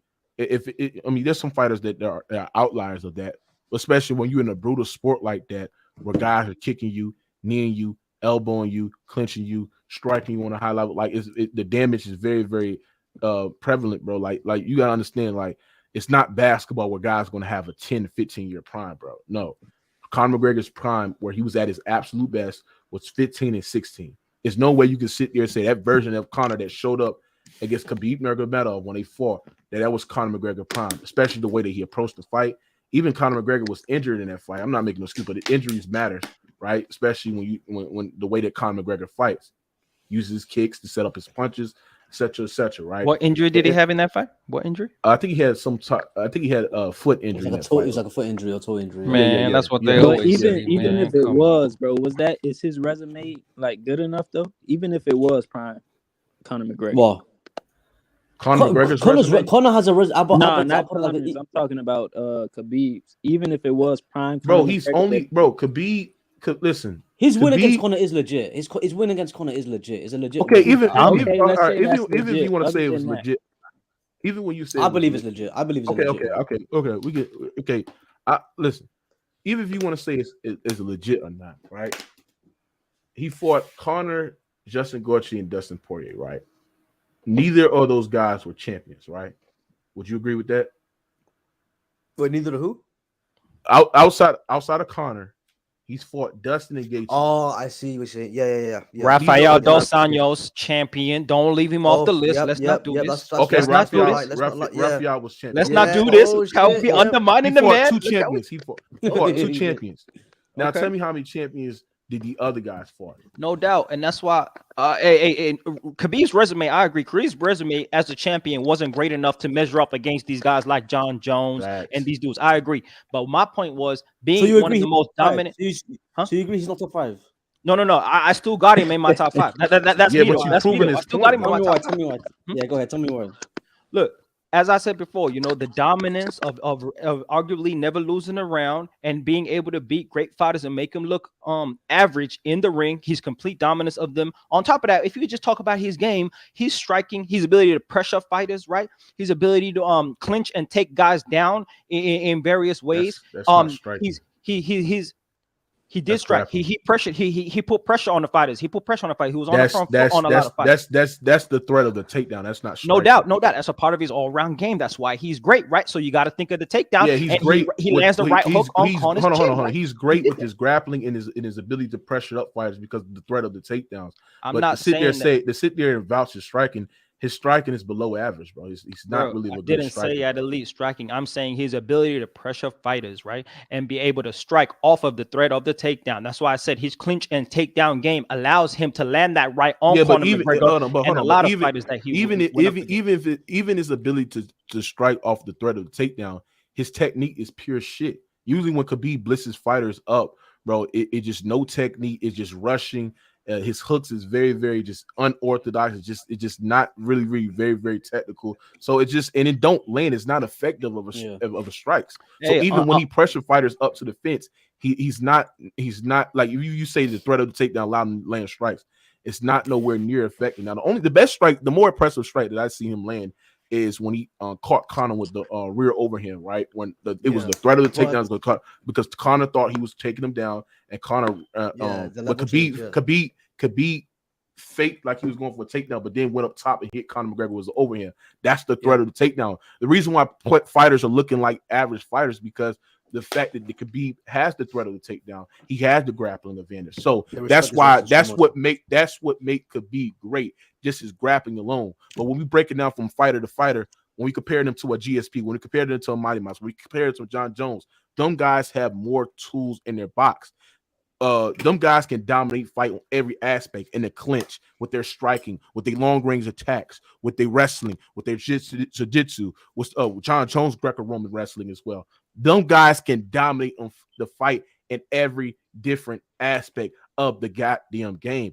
That's why we measure him with the fighters. And on top of that, with his not oppressive resume and not him being a dominant champion, is the reason why Khabib Nurmagomedov is not a top 5 UFC fighter. Because like I said, and I agree with his criteria, you have to be a dominant champion. You have to be skilled. You have to be well-rounded, to me, in my opinion, right?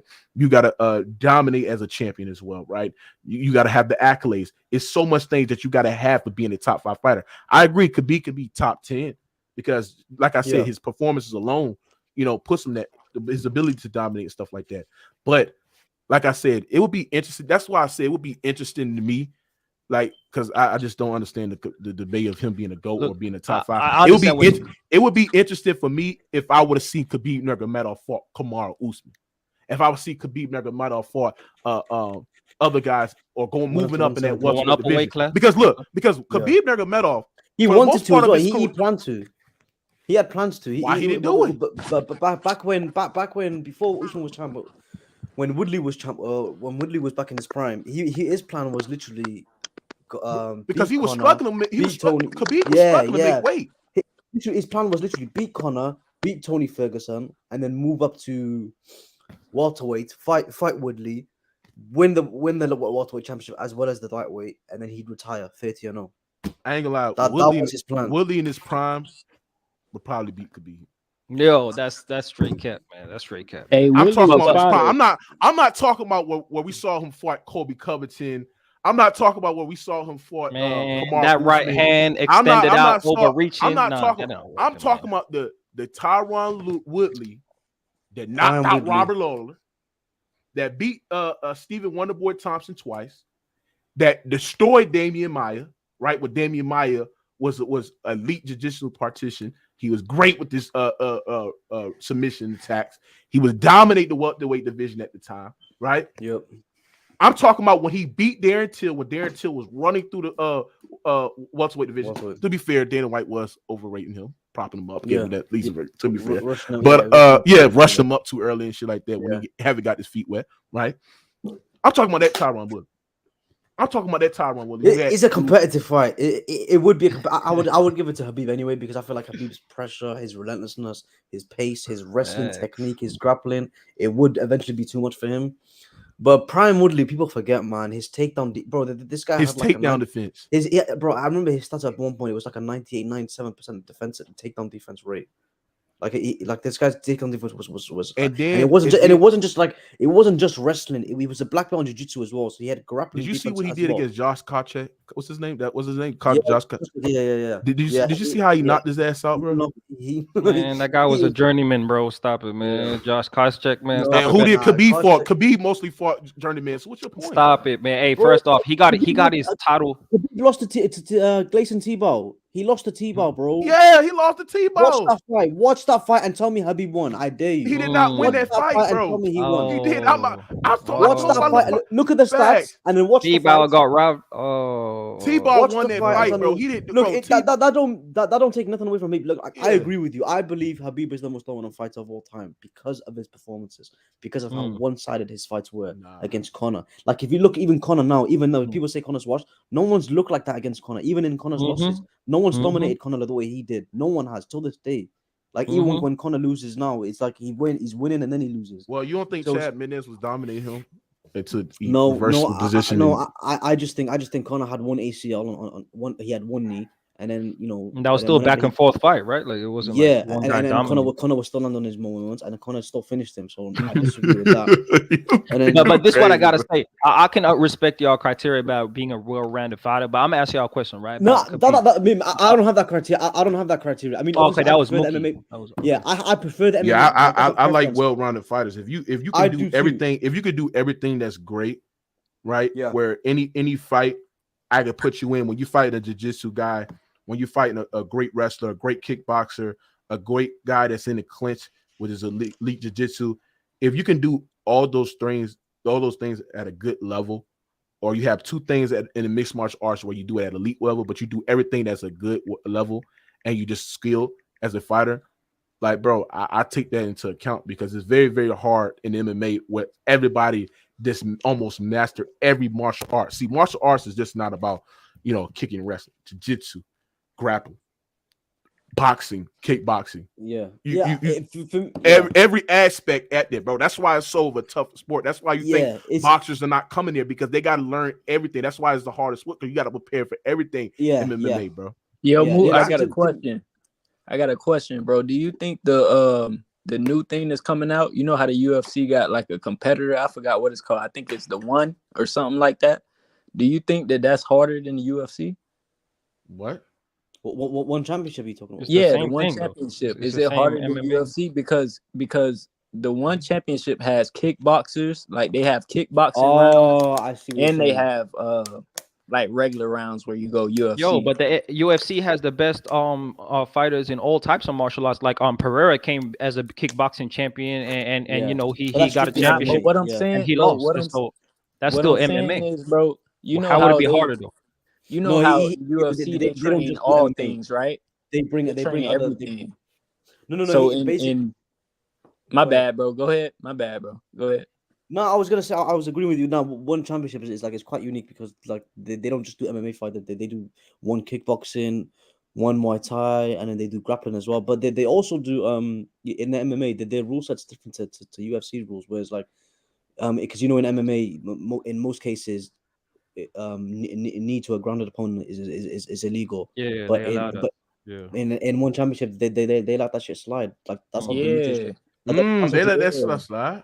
And that's nasty, bro. Kicking man's while he down. A lot of the fighters like it though, which is crazy to me. But I feel like it's crazy because that's crazy. Somebody gonna die. But I don't know if it's harder. But UFC just having the best fighters in the world, I think that's always gonna be the highest level competition. But my question for y'all is like, understand could be right when we talk about his striking, for example, right? We understand that he's not the most graceful striker, he's not the smoothest striker, right? He's not the most technical striker, obviously, but that's because of his wrestling and sambo mechanics, right? Yes. That doesn't naturally lead you to be a fluid movement, right? That's a very robotic type of movement, very calculated. He's more squared up usually than a guy that's a fighter who's going to be on his side like a boxer, right? So I'm gonna ask you this: when Mookie says like, I want a fighter that's going to come up against a kickboxer, against a wrestler, against a striker, against all these type of things and be able to adapt. Why, if your skill set is so dominant and you can impose your skill set on any type of fighter, why do I need to be well-rounded when I can get it done my way every time? Because in those situations where a fighter can't land a takedown, or a fighter, or in a situation in the fight where a fighter, like say if you a dominant wrestler, right? And you can't land a takedown, and you can't get in range to shoot for takedowns, double leg, single high level takedowns, and then when you're in the clinch, you're doing sweeps or inside leg trip, and the guy is doing a great, like you fighting a well-rounded mixed martial arts where you can't do that, and he's great with his wrestling as well, and your only skill set is elite wrestler and an elite grappler, and you fight another guy that's has an elite grappler and is elite jiu-jitsu partition, and also he has better striking and better kickboxing, better head movement, better in the clinch as well, then you not being a well-rounded fighter, you're going to pay in that fight, bro. Now, there's probably times where a fighter can overcome that and still probably win a fight, probably times like that where they can slip up, because there's so many ways you can lose a UFC fight. But 9 times out of 10, if I'm an elite wrestler and I'm fighting another guy that's an elite wrestler, elite grappler as well, but there's other tools that he can beat me with. He can beat me with the striking. He has great kickboxing. He knows how to use the distance. He knows how to stay on the outside as well. He knows how to defend takedowns as well, right? You're not being a mixed martial artist in those situations going to pay for that. You know, I hear you, Khabib, but in Khabib's case, he never came across a guy he could never take down, and he did come up against an elite grappler. I can make the case that he's never. I can make the case Rafael Dos Anjos was an elite jiu-jitsu practitioner, and he got cooked, man. Hey, that's like Kamaru versus, but Khabib never fought no well-rounded mixed martial artist. Never. Oh, I won't say he fought. Rafael Dos Anjos is not a well-rounded. Rafael, bro, he's come on, that nigga's Adi in his prime was an elite world champion. Come on, man. Great Muay Thai. Who? Rafael? Rafael, yeah, Adi, yeah. So elite Muay Thai, good low kicks, good high level jiu-jitsu. He was in his prime, but the thing about Rafael, and Habib beat him in his prime. Habib beat him in his prime. Yeah, that's cool. Yeah, listen. Go ahead. Yeah, that's cool. I mean, yeah, he beat Rafael, but I'm saying Rafael to me, like, I won't say like Rafael to me was like you could say he's well-rounded, but he was not a elite well-rounded fighter. Like he didn't had no elite box. Like he could set up like he had hold on. Rafael had that sneaky right hook where he can land to you, and he actually can hurt an opponent. But he was not. Would you say Rafael was an elite kickboxer? He was an elite MMA fighter. Like he was well-rounded. Was he the elite kickboxer? I would say so. Yeah, I would say it was his more so his boxing and. Nah, I won't say elite kickboxer because he don't have a lot of variators. He didn't have a lot of kicks in his arsenal. The only kicks that he had was the inside leg kick and the calf kick, bro. Yeah, but and he was using that against Nate Diaz when he fought him. In MMA, you don't need that many shots. It's like it's more so with RDA, man. He prime RDA, man. He used to put a pace on you with his strikes and with his jiu-jitsu. Yeah, his pace was great, but I won't. And he used to mixing the takedowns as well. Peak RDA, man. He was a hell of a fighter, and he was lightweight. He was a hell of a fighter, but I'm saying is this: I won't look at him as elite mixed martial artist because his kickboxing to me was not elite. I have a different definition. How about this? He has something that Dustin Poirier doesn't have, and that's a world title. He won a world title. He was very aggressive on his feet Who he beat too. for the world title? I forgot again.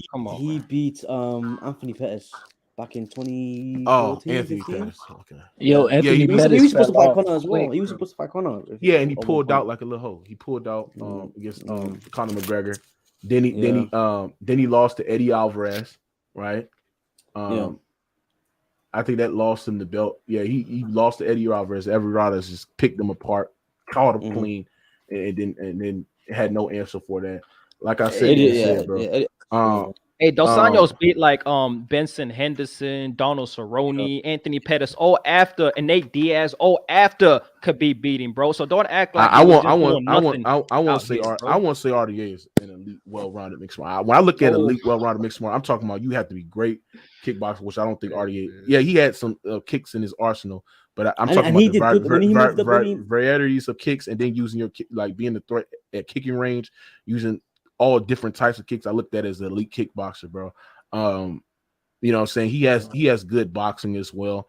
The pace that he plays in was very, very great. I mean, and he did good against Colby. If you look back in 2018 when he fought Colby for the interim title, and this is upper weight class that he does not belong in. He did not belong at 170. He was only there because of his skill set. He was not there. He was completely undersized in every fight, and he still found the way to win. He found the way to get to a title fight. Fought Colby Covington, and Colby Covington beat him obviously, but it wasn't like he wasn't in there. Like he did better than Woodley. He did better than Woodley against Colby. And that was right after he beat Willie was right after he beat Lola, right? Right after he beat Lola. After he beat Lola, and that's like post prime as well. Ade wasn't in his prime back then. Yeah, but like I said about Khabib, like his skill set, like I like to me, if you want to say RDA is a well runner, I would disagree. But it's a degree to disagree because I say like his grappling and then his grappling is great, but it's kickboxing to me, and his boxing is good, but it's not the best. He wasn't the elitist of strikers. Like I wouldn't say that, but yes, he beat RDA. Was RDA a champion before he beat him? Beat who? When Khabib beat RDA, right? I see what you're saying. Nah, he became a champion after that. Okay, so he didn't beat RDA when RDA was. Oh my god! Nah, come on, man. I'll just say. I'm just saying, bro. But other than that, bro, Khabib is a good fighter. You know what I'm saying? I don't like his fighting style. Habib is probably the most dominant. But the thing is with him is just the only argument. When I look at the most dominant, I look at a guy like John Jones. That's what John Jones has. The thing is with John Jones, his is more so longevity than it is fights, because John Jones has had fights where he arguably lost. He did struggle because like Gustafsson fight, the Dominic Reyes fight. Okay, but you can say that for Khabib Nurmagomedov as well. T-ball, not in the UFC. Yes. I'm on about his title runs though. I'm on like if you look at like when they reach their peaks. All right, so when he fought Al Quinta, did he look dominant fighting Al Quinta? A journeyman fighter? He cruised to the fight, man. He didn't dominate. Oh, he cruised to the fight, man. Stop it, man. God damn, man. Why is always he cruised to that fight? No, man, stop. I mean, he was trying to finish Al Quinta. Kyle Quinta was defending every takedown, every scramble. No. Of course, he wanted to finish. I'm saying what I'm saying is that he won. It was 50-45. The scorecard was 50-45. That means the judge is gonna get him. I mean, but he didn't look dominant against a journeyman Al Quinta, which I believe Al Quinta. Khabib Nurmagomedov was in peak shape in that fight. Al Quinta came on that fight because he was Khabib was scheduled to fight Tony Ferguson. That's right not no. Al Quinta was scheduled to fight on the undercard. He was scheduled to fight Paul Felder. Yeah, but Khabib he was ready. He wasn't ready to fight 5 rounds. He was scheduled for the 3-round fight. And then he was not scheduled to fight in 5 rounds. That's the thing. It's a different approach to fighting 5 rounds. Yeah. So and then especially when you had your whole set on training to fight in another fight, and same for Khabib as well. Like it changes up things, right? But he didn't look dominant against Al Quinta. He didn't look dominant. He won the interbelt. He didn't look dominant against Al Quinta, bro. He won to fight fair and square. Okay, what'd you call 5-0 though? 5 rounds. That sounds like it's dominant to me, my brother. No, it's not dominant. He didn't look dominant. He didn't look dominant. See the standard. Hey, this sounds like GOAT standards to me, my brother. That standard that you're holding Khabib at is GOAT standards. Oh, no. You say no. When you give him the dominant title, which I disagree with. Like, he's not more dominant than John Jones. John Jones is finishing guys in the clinch. He's kneeing guys in the elbow. Look what he did against Lyoto Machida in the clinch. Submitted him standing up with the rear with a rear naked choke standing up and submitted. Hold on. And submitted Lyoto Machida unconscious, bro. Khabib is not doing no shit like that. On top of Khabib that, submitted Conor McGregor, Dustin Poirier. okay, but I'm talking Dustin about in the Gaethje. clinch. I'm talking about in the clinch standing up. Why got to be in the clinch standing up? That's not his game. That's the degree of difficulty. Who do you know? It's very hard as hell to submit somebody in a rear naked choke, right? A rear naked choke. I think it was something like that. It was a rear naked choke standing up. That's very, very hard to do in a UFC, in MMA alone. John Jones, his head kick knockout guys. The way that he set up DC, pairing that straight, leading them up with that 1-2, then lead high kick that stunned DC. Like look at the shit that he was doing. Look how he destroyed what's that other fighter name? Glover Teixeira. Look how he just picked them apart in the clinch, just dominating him. That's domination right there. Look what he did against fucking Gustafsson in the second fight. That's domination right there. We understand, and he's doing that on the ground, using elbows, using in the clinch, using elbows, spinning back elbows, submitting guys in the ground, setting guys up with head kick knockouts. That's domination right there. Using everything in your ability to finish fights. That's domination. Yes, Khabib is great with one skill, and that's his wrestling and his grappling, which I will give him credit for. That's the reason why he's in his talk. But when I'm looking at domination, I'm looking at guys who can do anything when it needed to on a martial arts. Okay, what I was going to say about domination. No, but to be fair, when it comes to why I say Khabib's most dominant is because the fact that you say that the reason why he's not dominant is because he has one skill set. I say that is why he's dominant, because that one skill set. No, I'm not saying he's not dominant. Oh, the most dominant, not the most dominant. Oh yeah, the most. Okay, yeah. Okay, yeah. The reason why I think he's the most dominant is because literally he relies on this one skill set that every fighter knows what he's going to do, what he's going to use. He still uses that, even though they're supposedly prepared for it, and it's still not enough. To me, that's dominance. That when you know I'm going to try to take you down, and you've had 8 to 10 weeks to prepare to stop me from taking you down, and I still take you down, and I still more than 50-45 submission, TKO by ground and pound. So we arguing most dominant. Hold on.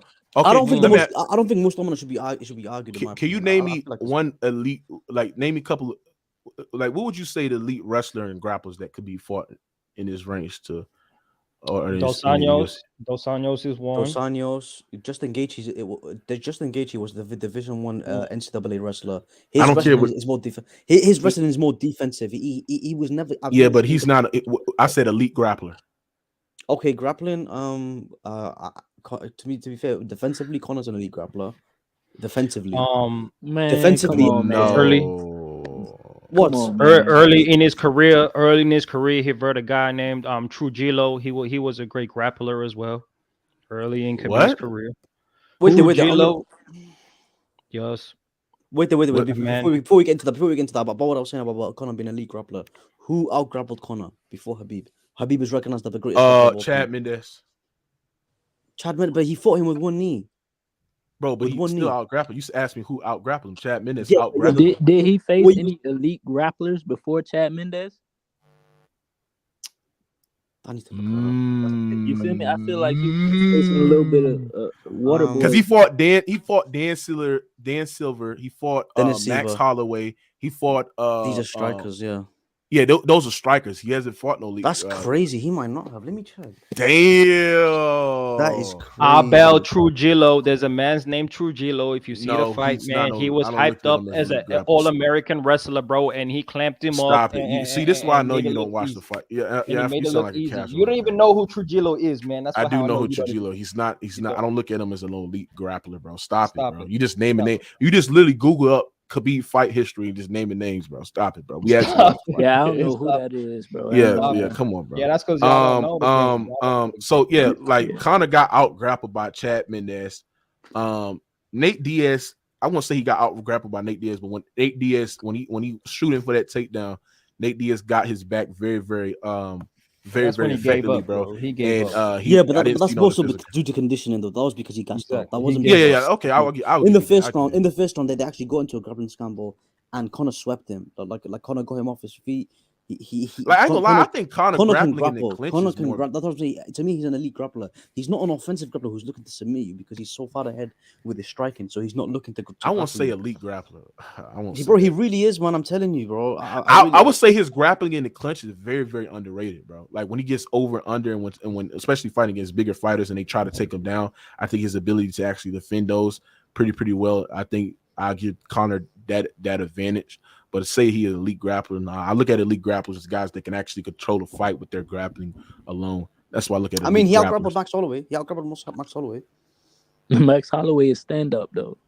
Yeah, he's a boxer. Max Holloway does have a high level takedown defense. He can grapple. He has fought grapplers. He fought Brian Ortega, and what did he do with him? He fucking destroyed him. Man, I would have liked to see Conor Torres, Brian just to let you guys know, Conor Torres ACL in that fight as well, and he turned into a grappler.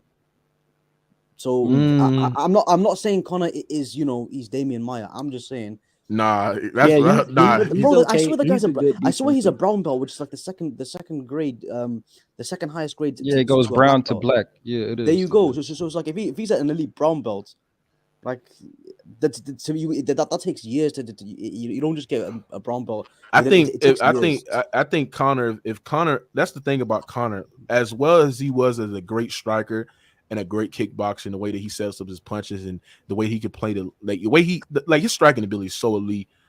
Great power in that left hand, the straight cross was very, very elite. The way he set up his punches, using his kicks, long range of kicks, lead side kick to the body, slipping side kick to the body, inside leg kicks, just being very composed with his striking. He's very, very. His boxing is so elite, especially in the UFC terms. Striking so elite. The thing I didn't like about Conor is that, like, he didn't take that grappling leap that I always wanted him to take. That's the one problem. He's like Khabib. He's a specialist.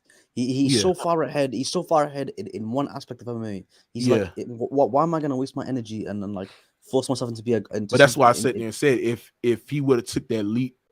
That's why I say right around the martial arts matters, because if you would have took that leap with this grappling, it's necessary to defend takedowns or necessary to just know how to scramble at parts of the fight. Like when somebody has your back with your ability to fight hands, scramble to the half guard, defend half guard, advances to top guard, just defending all of that. I think that if Conor would have took that leap, I think that Khabib fight in him would be more tough. It would be more tougher for Khabib Nurmagomedov. Yeah, he might have won a round. You're right. He might have won a round. No, we acting like Tavares. He won a round. He won a round. He won the third round. Arguably won the third round. No, he won the third round. No, he legit won the round. He won a round, bro. Yeah. That's when Khabib was standing with him. I mean, why we acting like Thiago Tavares is not an elite grappler? How about this? Wait, let me tell you this. Well, Tavares is straight. How about this? Let me ask you this. But go ahead. Cool. But when you said about he allegedly or he might have won a round, that third round, when Khabib is going against a fighter where he fails his takedown attempts, he gets outstruck. How is that a round he won? I have to go back and watch that fight. I gotta watch that. Cool. Hey, my nigga TV cooking it. Hey, but you can talk about me allegedly, man. Hey, but let me. You got to do your study. You talking to guys that actually know the sport. Nah. Hey, first off, I've been. This is. Hey, what's the brother's name, man? I forgot. What's the brother's name? T, man. Look. Hey, Mookie know the game because I taught him like most of what he. No, you did not. No, you did not. Now you trolling. I've been trying to teach him, but let me ask you this. Let me ask you how this is a segue since we ain't going to ever convince Mookie about Khabib. Let me segue into this question, right? Go ahead. You talk about your most dominant fighter of all time, right? John Jones. Yes, sir. So let me ask you a question. Okay, John Jones. I got a layer question. Can we call John Jones the undisputed heavyweight champion in the world? And while this heavyweight division is stalled, can we acknowledge that the next best fighter in the world as a heavyweight division, if you want to call it John Jones, is number one, is Francis Ngannou? And so, can we truly call John Jones the undisputed heavyweight champion of the world? Can we do that? I mean, he didn't beat the heavyweight champion, so I guess I see what you're saying. I see what you're saying. Africa, bro. Listen, I'm not no John Jones. I'm not biased in no UFC, bro. I'm not no fanboy of John Jones. I think he's just great enough to be the GOAT. But you know me, Africa. I think if John Jones would have saw Francis Ngannou, that would have been a tough fight for John Jones. In my opinion, I think Francis Ngannou had enough in his box. Enough tools in his box to beat John Jones. I won't call John Jones the undisputed because, like, he beat Cyril Gane. Like, Cyril Gane grappling is shit. Like, one of the worst I've seen in that division. But he's kickboxing, the way that he's lighting his feet, stand on the outside, pick his shots. Beautiful counter striker as well, and he's a middleweight moving like a heavyweight. It's something that we never seen in that division. That's why people said it was going to be an interesting fight if John Jones fight, especially if it's standing up. But I won't say he's the undisputed heavyweight fighter of all time because he didn't fight Francis. And let's stop this shit talking about Francis Ngannou didn't want that John Jones fight because Francis Ngannou wanted to fight John Jones back then. Back then, when John Jones, when Francis Ngannou was running through guys, when he was beating Cain Velasquez, when he beat Curtis Blades, when he beat Junior Dos Santos, when he beat Rosenstrike, he was calling out John Jones. He wanted that John Jones fight, and John Jones talking about he was not ready. He was going through the UFC. He was going with the UFC at the time. Bro, that fight could have happened earlier, bro. But John Jones was not aggressive in wanting that fight, bro. We could have been seen that fight. Nah, it's the we could have saw that fight. We could have saw that fight when he beat Stipe for the heavyweight champion of the world. When he beat Stipe, I hit 2021. We could have been saw that fight if John Jones wanted that fight. No, John Jones didn't want that fight, and Francis wanted that fight as well. They both wanted the fight. I feel like it was just Dana, just trying to, save as much money by not paying. That's so fucked much. up that we didn't see that fight, bro. To me, that fourth Dana no wanted to pay them, not wanting to pay them. Do you know what I mean? You said what? I feel like the reason we didn't get to see the fight is because Dana didn't want to pay them. At first, he didn't want to pay John. Then when he finally paid John, Francis left. Then Francis wanted more. Yeah, I agree. Do you know what I'm saying? So I don't think John ducked the smoke, and I don't think Francis did either. I think they both wanted to fight each other. They both was with it, but it's just business. Do you know what I mean? But at the end of the day, at least Francis, gets can say that he never lost to John Jones. Yo, I know this off topic because that's all would have happened. But this is the thing about Francis, right? We can move. Francis, like I said, bro, Francis to me, right? He needs to worry about Tom Aspinall, bro. That's what you guys need to stop sleeping over. Sleeping on Tom Aspinall. I'm telling you, bro. Tom Aspinall is the one. Okay. He is the one. Oh, is that the British bias, bro? British bias. No. To John Jones. He's in the UFC. Bro. To John Jones. Oh, yeah. That's the British guy, bro. Is that some British bias we hearing? Yeah. Bro, he was. Are you talking about the Russian? The Russian guy? Nah, that's Sergey. That's Sergey Pavlovich, man. Yeah, that's Sergey Pavlovich. That's what I meant. Yeah. Tom Aspinall. He got injured. He got injured, right? He hasn't been seen for like a while. Yeah. I'll be right back. Y'all hold it. I'll be right back. in cool. 5 minutes. Yeah, as I was saying, Tom's got a fight coming up soon in London, in a London card. I think it's the end of July. So I don't know who's that against. I forget, but whoever that's going to be, he's going to cook them, and obviously he's going to call his shot as he should, and then I don't think John will fight him because it's a bad matchup. It doesn't do anything. It doesn't do anything for his career other than just another win at heavyweight. Why you say it's a bad match? I don't think he's gonna face him though. His boxing is because in every fight that John Jones had struggled with, it's always been against an elite boxer. Dominic Reyes, Gustafsson. Who else? I mean, that's really it, to be honest. That's really it. Yeah. That's it. Yeah, and the most common thing is their boxing. And not only does Tom has boxing skill, he has fast hands as well. He throws combinations like a natural boxer. This guy's a former sparring partner for Tyson Fury. This guy used to give Tyson Fury work. That's the kind of level of boxing that Jones is gonna go up against. He fights like that. Yeah, he's with it, and then he that's not even supposedly that's not even his best skill set. Apparently, he's an even better grappler on the ground. He's a black belt. Yeah, that's what I thought he was. He's one. Apparently, his dad is his father is the first jiu-jitsu black belt in the UK. Think about that. That's crazy, and that's his dad, and that's who he was raised by. So he's a problem, man. Skill for skill, he's a problem. Hey, let me ask you: do you think he'll beat the Russian Pavlovich? Yeah. I don't think so. You think it's easy? Not easy. It's dangerous, man, because Sergey hits so fucking hard and he boxes so well. man. Yeah, that's what I'm saying, bro. But like yeah, you said, I don't think they fight. I don't think they fight until it's a title fight, man. I don't think they do that. No, because Jones is champion now. And Sergey is one of the contenders, so he's up there for the title shot. But I don't think Jones will fight him because it's like one. He said he's only willing to fight 2 people in the entire in all of combat sport. That's in all of MMA, which is Stipe Miocic and Francis, and that's literally just because of resume. Stipe, even though he's out of his prime, the only reason he's willing to fight him is because this guy's recognized as the greatest heavyweight of all time. And so he feel like if he can beat a guy like that, that would add to his resume. Same thing with Francis, dominant, the actual champion, like you said, the one who never lost, knockout artist, all of that talk. So I feel like if Jones said, like he said himself, those are the only 2 fights that actually excite me, that actually do something for my career. If he fights Sergey Pavlovich and he beats him, yeah, it's gonna be impressive, but it's gonna be like when you look back, is it really gonna move you? This guy's fought like 20 other such Sergey Pavloviches, in terms of resume and talent. I personally said it would move me, man, but at heavyweight it's kind of different, though. It would move me. It would move me. Yes. No, it would move. What I missed? The majority. We're talking about John Jones' career, and he said that he only wants to fight Stipe and Francis, and we're talking about what would the significance be right now, brother? Was asking if he fought someone like Sergey Pavlovich and Tom Aspinall and called it a day after that. I think that would be more impressive than Stipe Miocic.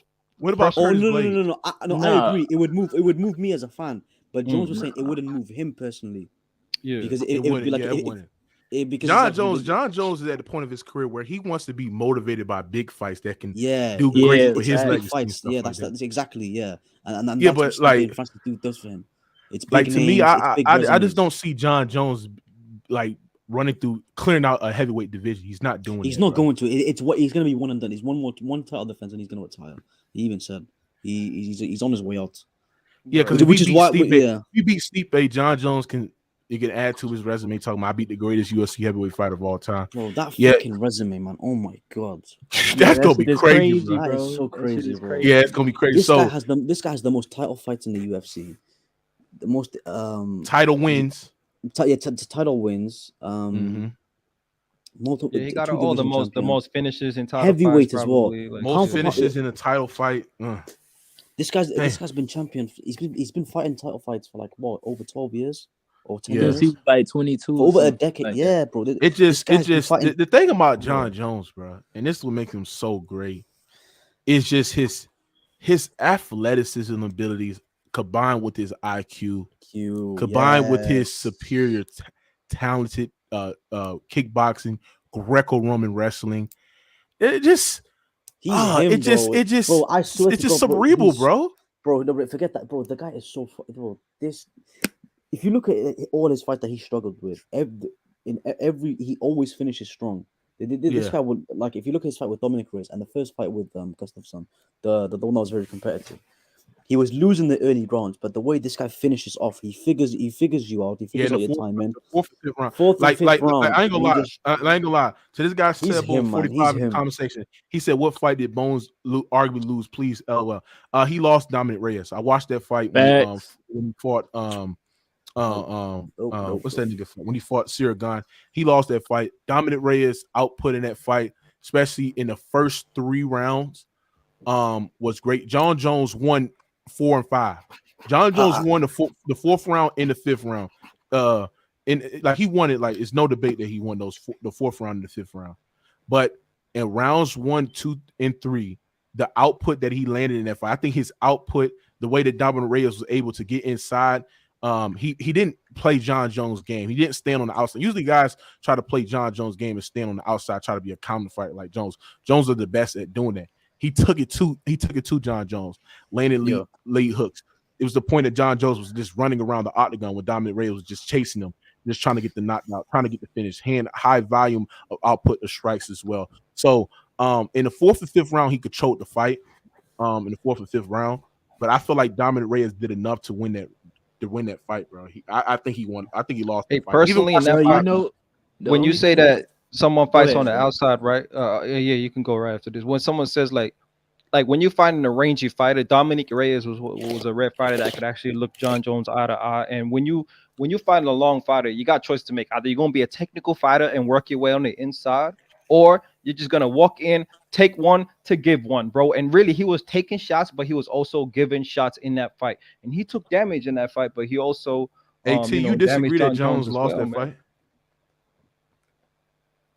Who, me? Yeah. Yeah, I gave, it was that fight is like one of the closest fights ever.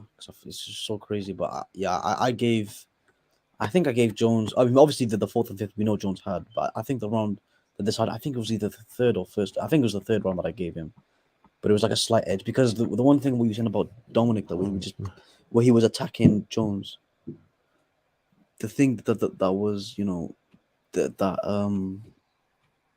that what helped him out was that when Dominic started to get tired, because he was putting on a high pace that he himself could not keep up with.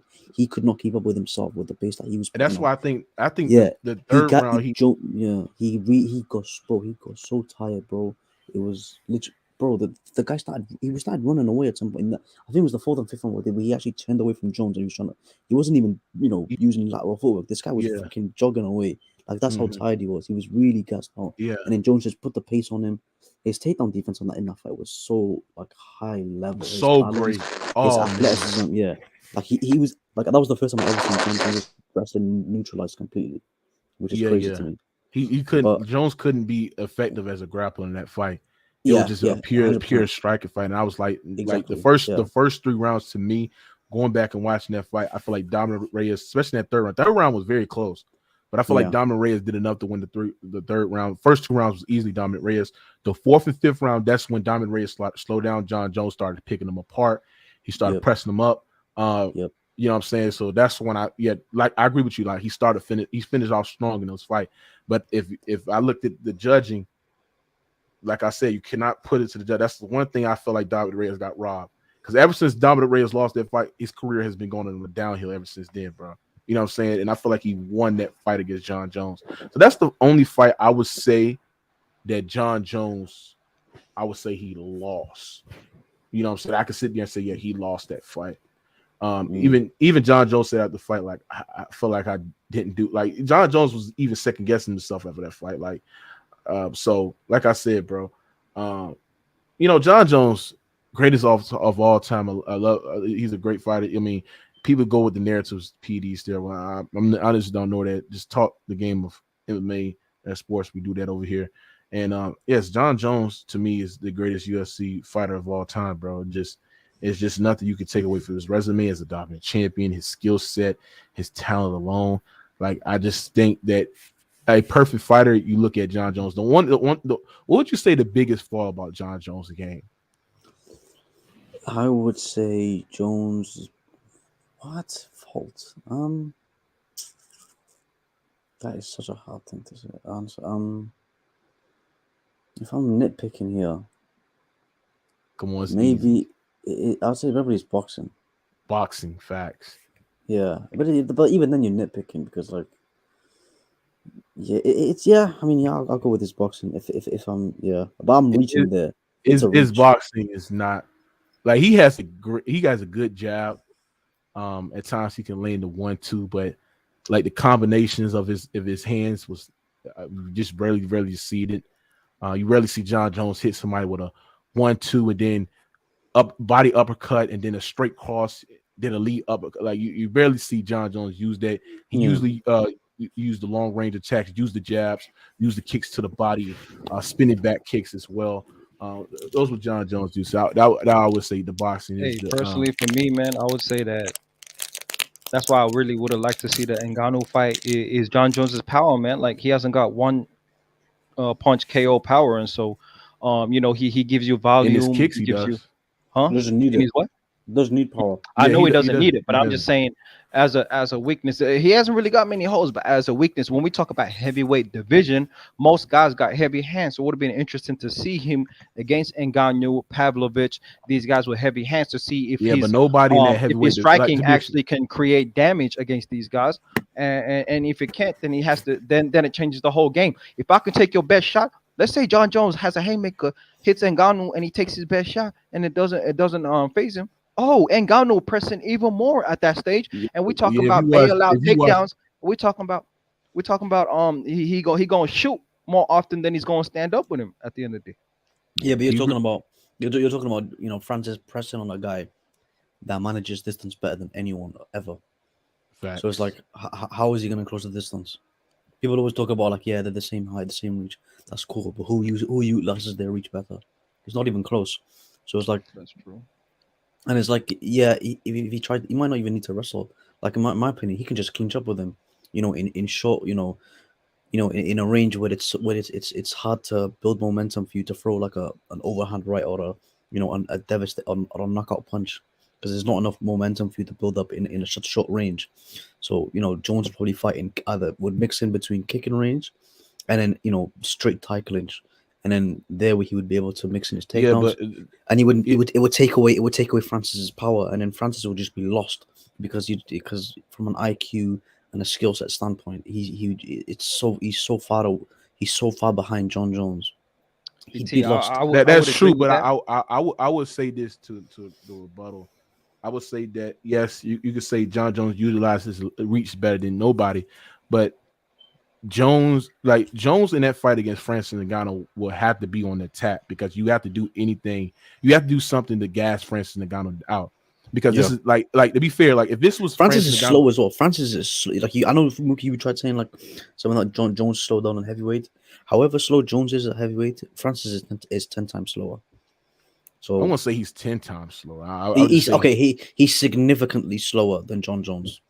What I would say to that, T, No, like, I won't say that. we No, I won't we say that. we I saw we would saw hold on, y'all. I would say this too. Like if this was old Francis just going ahead and knock you out. exactly. I feel that's the I was I feel like about to that's say the easy out. I feel like that's the Patient easy way Francis, for yeah. John.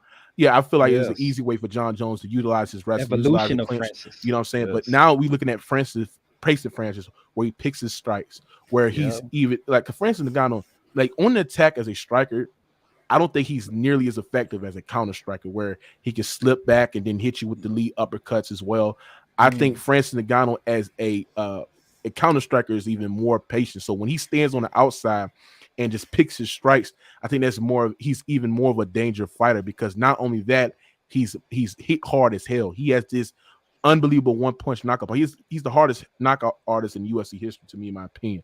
And the fact that if it goes in that close range distance, his ability to, because let's be fair, John Jones get hit. Like that's why I said like the weakest part of his game is his boxing defense. Francis isn't a skilled boxer though. Like he's not a skilled boxer, but he's not a skilled boxer, but and he's not nearly as technical, but it's effective though, because the way that he can land those strikes, he can land those strikes and he can hurt. It can do damage so much. That's why I sat there and said that if it goes in range, I don't think John Jones would do enough to gas out Francis, so John Jones can take advantage that Francis Ngannou was gassed. So now he could use the heavy clinch. He can use his grappling, his Greco-Roman wrestling. I don't think John Jones would do that as much as Francis if they both fought as Patient Francis going against John Jones. I just don't think. I mean, you could say in a clinch, but Francis Ngannou, like if John Jones tried to take him down using those Greco-Roman slips and shit like that, Francis Ngannou takedown defense is a very, very underrated part of his game. He's know how to defend double leg takedowns. He know how to sneak uppercuts up into the chin. He's very, very strong with his base. He has strong legs. Very, very strong at defending takedowns as well. So I just think like especially when in the earlier rounds, that's where he's the most dangerous. But Jones, like, yes, fight IQ, using his distance, he's going to be very, very tough to hit. If you look at like Sirigan, like it was very, very hard for Francis Ngannou to be effective of a strike against Sirigan, because Sirigan was always moving, didn't stand stationary as well, using the outside as well. But to be fair, Francis Ngannou did fought that guy with 2 blown knees, so it would be different. Like I honestly think that it would probably go to I don't know, bro. I think Francis Ngannou. Hey man, win. we're underrating Ngannou's ability to close the distance too. Like he can close the distance quickly. He's athletic for a big guy. He keeps coming forward. His pressure. He can throw jabs, check hooks, crosses. He can throw counters over the top. He's got a crazy uppercut. Shout out to Overeem. We saw that. So like, we underrated that. That would have been an amazing matchup, and I think that Facts. he would have had success closing the distance with his explosiveness. I think so, and the threat of the power, I think, doesn't have. I think he's what do you call it? John Jones is probably fighting Oh, off you the made a back great foot in point. that Yeah, fight. you He's made a fighting great off the point back when you foot. He's said not really. Francis Ngannou threat of the power. Yeah, It would make yeah, John Jones hesitant to exactly, even go in for a clinch or even exactly, I blitzing on disagree. Francis Ngannou. I Mm. disagree. exactly. I disagree because if you look at him in his fight when he fights fighters that are, they don't obviously they don't no one hits as hard as Francis, but their skill set is they're heavy hitters, and Can you you give you us don't an you don't, example? Like who was the biggest puncher that John Jones has come I up can't against? I can't think of who is the biggest puncher, but Okay. but someone who was a heavy hitter at the time, and that and what John Jones had to be aware of and Hmm. cautious of was their power Was was Glover Rampage? Teixeira. Rampage as well. We can even get to that, but I was going to use my example as Glover Teixeira. Obviously, he Okay. doesn't hit as hard as Francis, but like I said, elite Hmm. boxer in the pocket, knockout power. So Jones had to be aware of that. And Jones even said in an interview how he'd approach Francis fight. He was like, "Listen, the way to approach Francis is you have to mentally accept the fact that he can knock you out. So you Yeah. can't be hesitant because if you be too hesitant, that actually helps Francis. So you gotta you obviously you try not to get hit by it, but at the same time you gotta be willing to be offensive because if you be too hesitant, you'll get too defensive and then you won't even get your own shots off and get your own attacks off. So it's like you got to Yeah. be offensive minded, but also aware of what And Francis I is think capable of. Francis Ngannou is like his technique is not nearly as great, say, of a guy like Stipe. But Mm. Francis Ngannou is so smart enough to find the opening when He's well somebody is coached. He's blitzing. got great coaches. Great coach. He's great coach. One of But the he's best coaches in the but game. he's Aaron so Mixer. smart enough to find little openings. So if somebody comes in and blicks in and stuff like that, Francis Ngannou is so smart enough where he can find the opening and find somebody else's chin I feel as like well. if Cyril Gane can avoid getting knocked out, so can John Jones. Yeah, but I'm not. but to be fair, he was on 2 blown knees, bro. So he didn't had Oh yeah, the he was injured. He was impact injured. to his strikes that he was, bro. And Yeah, I'm like, bro, what is like when I watched that fight, I was like, damn, bro, what the fuck? Like yeah, the strikes that he usually set yeah. like it felt like it was not nearly as effective because he did have Mhm. 2 blown knees, so his striking wouldn't be nearly as effective because you usually have to stand on your 2 feet to plant a nice perfect shot. And I believe that if he had those 2 blown knees, I believe he would have caught Cyril Gane because Cyril Gane, the openness was there on Cyril Gane. It just Francis Ngannou didn't take advantage of it because he was trying to use his grappling. So I believe that John Jones going into that fight will play the outside, will play the distance. You know what I'm saying? But I don't think he would do nearly as much as the output to gas Francis Ngannou out to take advantage of him. Like if it goes to later rounds and if it be a boring striking matchup where both fighters is too hesitant, Francis Ngannou just pacing with his strikes and stuff like that, then I think Francis Ngannou. I don't know who can win like that, but I Be just honest, think. he's taking him down though, Mookie, bro. I think John Jones is wrestling more than standing up in that fight. To be honest, He won't need to take it down. He'll just need to do what he did. He to Glover, probably which is- would. He probably would take it out, but if you watch John Jones, he don't usually shoot in, bro. He don't. Yeah, He don't exactly. usually hey, shoot in. you With saying double- he wouldn't have to take him down? Really? So he gonna stand up with him for 5 rounds?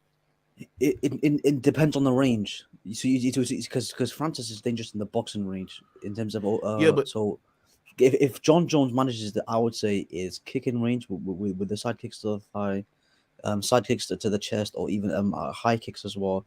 And then and if you want to get close, which he will need to get close with Francis because Francis is going to close the distance, so you will end up having to meet him there. It's just where do you benefit? So you don't think what's the- Francis Ngannou possesses the ability to cut off the octagon and force John Jones into the back?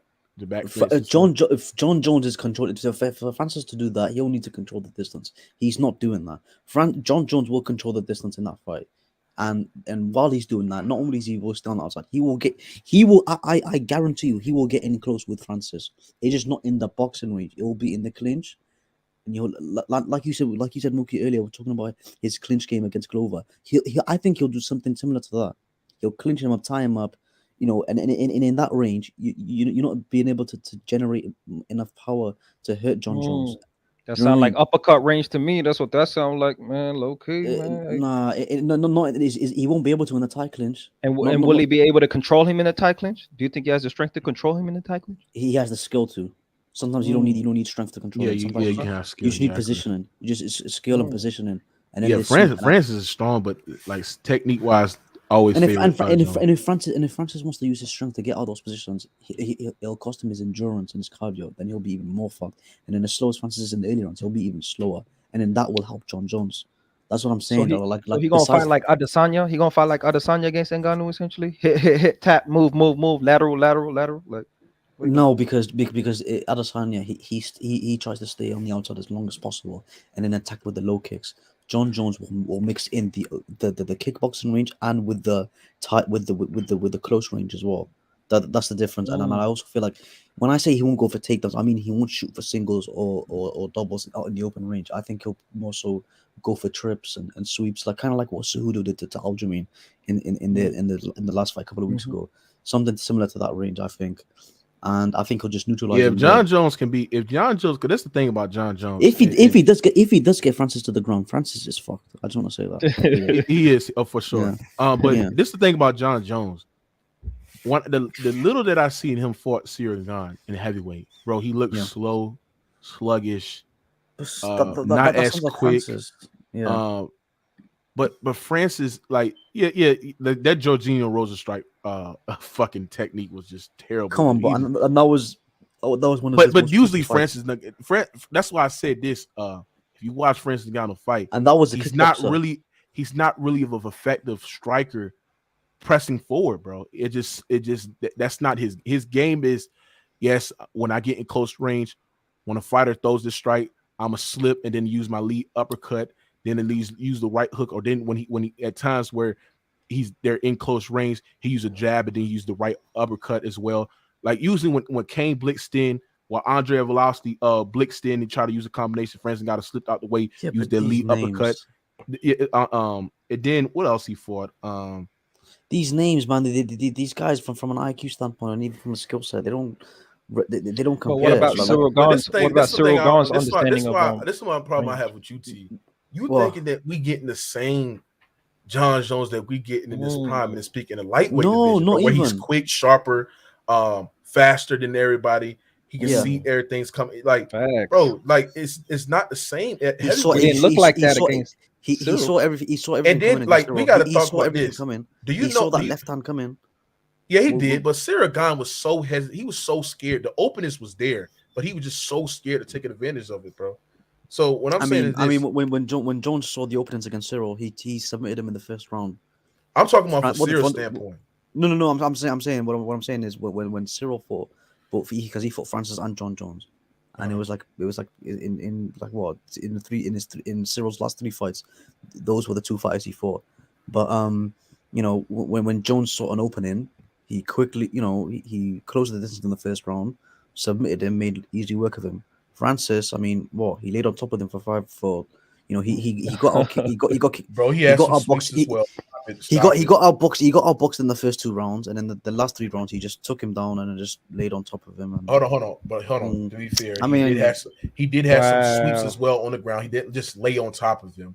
When Cyril Gane had him in that leg hook, Francis Ngannou did a great job in fighting that beautifully. Yeah, in yes, reverse he did. position True. as well. That's true. So that's not act like he was just standing on top of him. Just I mean, you tell me, are you taking a sweep in the 5th round that led to a decision, or but to be fair, like you said, you gave Conor McGregor the excuse for getting out grappled against Chad Mendes because he had a torn knee or some shit like that, right? Mm-hmm. So give the same excuse for Francis Ngannou, who fought with an MCL, torn ACL. Against an undefeated fighter. But what did Conor do? What did Conor do after he got out wrestled? Did he win by decision or did he knock him out? So are you comparing Chad Mendes striking to fucking Cyril Gane? That's a good point. There's a big difference when a guy Chad Mendes who's just standing there, bro, just not using nearly as the footwork that Cyril Gane uses. That's why I said, bro, you got to be very, very healthy, very, very, very healthy fighter, or be very your same self of fighting a fighter like Cyril Gane, bro, because he just steady, just moving, moving, bro, steady to stand on the outside, bro. And can you imagine? Let's just say they do fight in the future, right? And it does happen. If he goes into boxing and actually improves his skills and actually understands his fundamental skills, he might be even better when it comes back to the UFC. I know you're a little scared, T, I know That's you wish- scared. That's Huh? that's wishful Young Africa, I don't think that's That's gonna that- happen, bro. That's Wishful wishful thinking. there. Come on, man. I don't He's think that's 37 gonna years old. You know he's older than John Jones. He's like He 38, is. he's 38. old. John Yeah, Jones, he's 32. like- Hey, you know like- the I know prime. there's You know someone in you're the still in your prime though. Heavyweight prime is still. And I like ain't gonna 30. lie, bro. To be fair, bro, I watched the video, bro, and he made some great points. Bro, Francis Ngannou ain't fighting, bro. Like, people's going like him not fighting right now, bro. Like, it's Is gonna ruin his like the hype, the stock, bro. Because He's trying to box the people shit, gonna bro, he said. forget. People gonna I Mm. know he's trying to box, but I'm like, damn, like we want to see him fight. Last time we saw him fight was what was it? Last year. Last year, the last time we saw him fight. So Yeah. damn, man. This fucking sucks. But one fight that we're gonna see, and then after this, we're gonna close it out, man. Great episode. We probably gonna do the you trying to do the fight stream this week, bro. For UFC. Yeah, UFC 289, bro. We probably do that. We'll see in the future. Yeah, we should. This week. Yeah, but we be live every Tuesdays on our UFC podcast on Rated R Sports Debate. I want to say this about another fight, right? Speaking of Israel Adesanya, shout out Israel Adesanya, man. This motherfucker is a dog, Nigerian man. king. Yeah. Man. Listen, that's one of my favorite fighters, man. I like Izzy. Great spectacular knockout that he had on Alex Pereira. But Alex Pereira is moving up to 205, and he will fight on the same card. Well, I think it was with Justin Gaethje, right? He has the same card with Justin Gaethje. He will fight Jan Blachowicz, right? Bro, he's gonna get knocked out. Who? Alex Pereira? Yes, sir. What? Come on. Jan is nothing to play with, bro. Jan's I underrated. Hold on, bro. Hold on. Because I'm trying to see if you know UFC. Break down Jan Blachowicz' game. He's a nice ass striker, bro. He's a nice ass striker. He got that Polish power. You feel me? He's no joke when it comes to takedown defense. You feel me? He's no joke when it comes to takedown defense, and he fucked Israel Adesanya up. I don't know why they was acting like Israel Adesanya was beating Jan when Jan was out striking Israel Adesanya. It was close. It was close. But Jan won. Yeah, it was close. That fight was close. Yeah. But when Jan Blachowicz took over the fight, when he took Israel Adesanya, Yeah, down. what I'm commentary was saying, doing and to sit there and say that like there's some time when Izzy was very hesitant on those openings and stuff like that. But when Izzy was just pushing the pace, he was landing pretty effectively. Exactly. But what I'm saying is, if you watch the fight, but the commentary was mad glazing. They were doing crazy. Oh my god, that's what I'm saying. Yeah, that's what I'm saying. If you watch the fight, bro, Jan was doing watch it with no commentary. It's completely So I'm just like, bro, Jan is no joke, and you feel me? I agree. He's no joke. You know, he's no joke. Hey, let me ask you, bro. Hey, Mens, who's talking? What would you say Jan's best skill set is, man? Like his best attribute. It's his power, and considering that what's his name? What's his more favorable punch? Yeah, what's his name? Just got knocked out, bro. He's coming back. Can you answer fast. that question? What's his most favorable punch? His most favorable punch, bro. I don't know what's his favorite to go to. I don't know what that is. What's bro. the punch that possessed the most power? I don't know, bro. He's all around. He's like, he's nice. He got the what power punches that he dropped guys with, bro? Are you saying like I don't know, bro. It's the lead hook, left, bro. Yeah. It's the okay. I was hook, thinking bro. the hook, but I didn't want to be wrong, bro. And then Yeah, come on, bro. You gotta watch more Jan Blachowicz. Jan Blachowicz against Alex Pereira. You can say Alex Pereira's the better striker. Offensively, yeah, but defensively, Jan Blachowicz is far more better. But I just think the gap that I measure between the two is Jan Blachowicz grappling. I believe Jan Blachowicz take Alex Pereira down. This fight is over, and then he can mix it up. He can mix it up with the grappling and with the striking as well. And then at times where Alex Pereira overextends him tough at times, Alex Pereira can take advantage of using that lead hook. Alex Pereira is so nice, man. Oh my god, he's so nice. He is, bro. But he's so nice with it, bro. Though. He just got knocked out, man. But he's been in this position before. Power. He's been in this position before in kickboxing, where he's been knocked out or he's lost fights and he bounced back. You know, he was never this undefeated fighter anyway to begin with. but he was still a champion that bounced back before. So I'm not worried in that case about him bouncing back. I'm more worried about the matchup. Dangerous thing about the matchup is that, you know, how hard Jan Blachowicz hits. Obviously, you know, I feel like the more defensive, the fighter with the better defense will win that fight, in my opinion, because in my opinion, they both can knock each other out. I feel like Alex is more skilled offensively from a striking standpoint. He hits harder. He's more accurate. He has more strikes. You know, it's not just the left hook. It's also he also got a right hand. He got a right uppercut. He's got some nice flying knees. He's got a good clinch game. Uppercut to the body. His shot selection is nice as well, and he puts a pace on. He puts a pressure on you. But I feel like Jan's got really good defense. And Jan's got really good defense everywhere. It's kind of like what me and Mookie were saying about the Islam versus Charles, where, you know, Jan is very defensively responsible in all aspects, whether it's on the feet or on the ground. But at the same time, Jan does, like, if you look at his fight against Israel and look at his fights against Glover, he can be put in a position where he's very defensive and he's, you know, almost too hesitant, and he freezes up a bit. I feel like if Alex can get him in that position in that fight, he can actually find an opening and, you know, knock him out and win. But like you said, Mookie, if he gets taken down, which he can get taken down, and it is likely that he would get taken down, it's not a good look. It probably won't be good for Alex, to be fair. So, and then his takedowns too as well can gas out Alex Pereira, because now you got to keep on fighting. And then the threat of the takedown is going to affect somewhat of his strike, because now I don't think he cares about the threat of the takedown, though. To be fair, he's one of those guys that are like, he's like, okay, like I feel like he's one of those guys that he won't really care about the takedown. If he go for it, he'll probably like go for a sprawl or whatever. But it's like he's not. I don't think he'll be distracted about on the feet.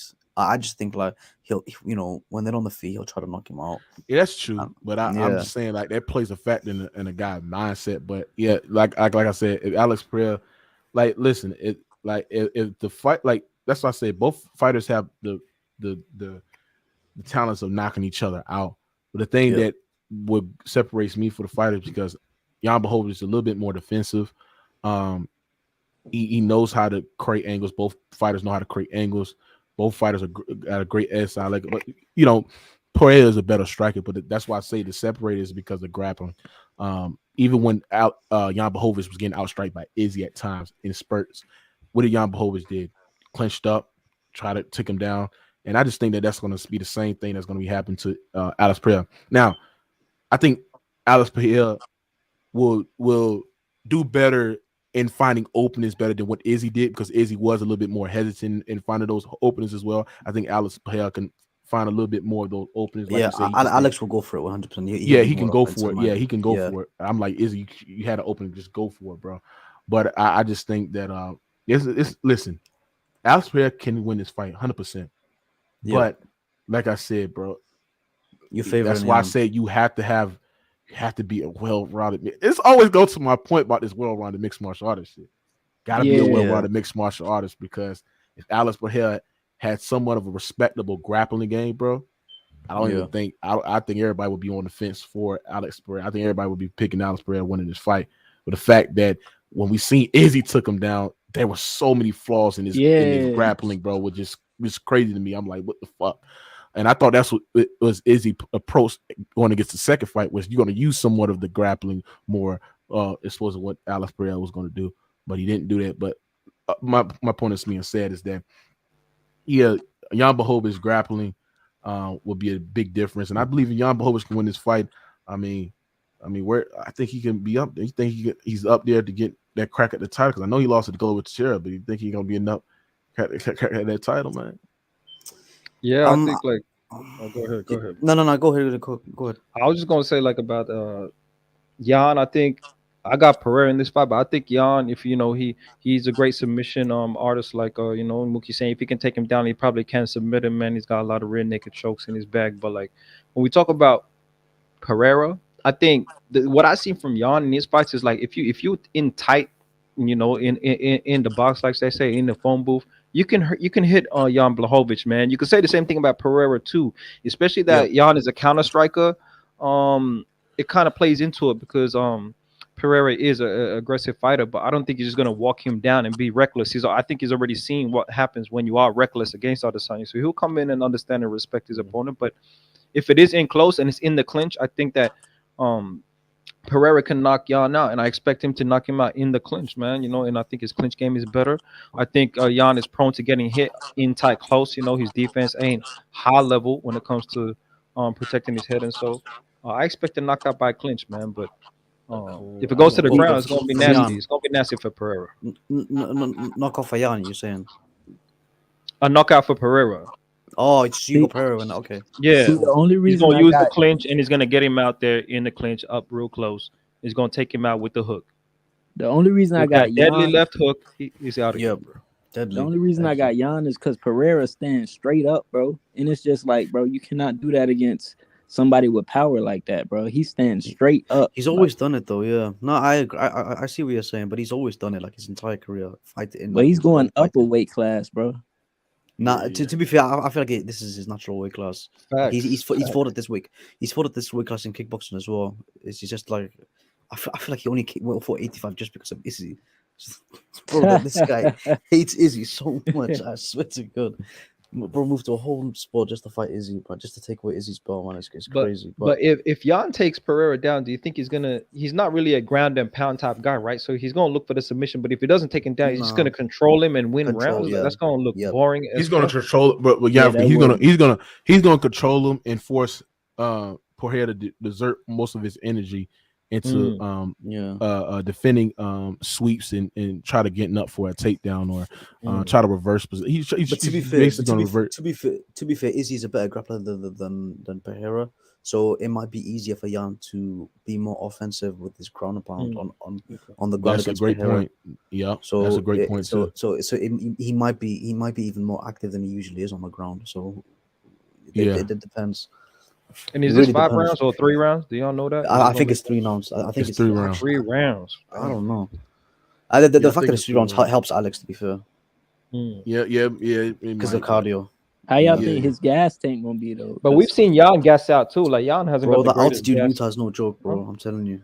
We've seen Jan gas out too, though. Let's be real. Like Jan hasn't got the greatest gas tank. They're both gonna, bro. Every fight is gonna gas out except for Justin Gaethje because they're fighting in Utah.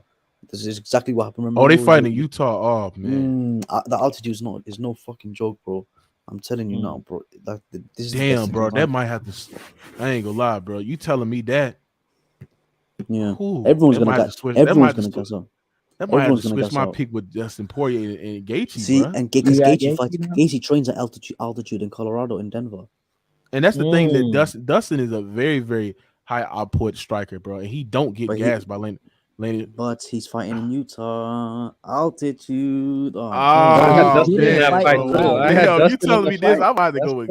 I ain't gonna lie. He didn't fight as wild either. Is that the same place that Leon Edwards fought when he fought Usman and Gas? Yes, bro. And you see how different of a fighter he was. Yeah, Leon looked very different to start the fight, man. Man, I ain't gonna lie, bro. What's next for Leon? Speaking of Leon Edwards, bro. Yeah, Leon, bro. Kobe Covington. He gonna put him to sleep, fam. He gonna put him man. I hope so, bro. I hope so. Yeah, bro. Do you think it's justified for Kobe Covington to have a title fight, bro?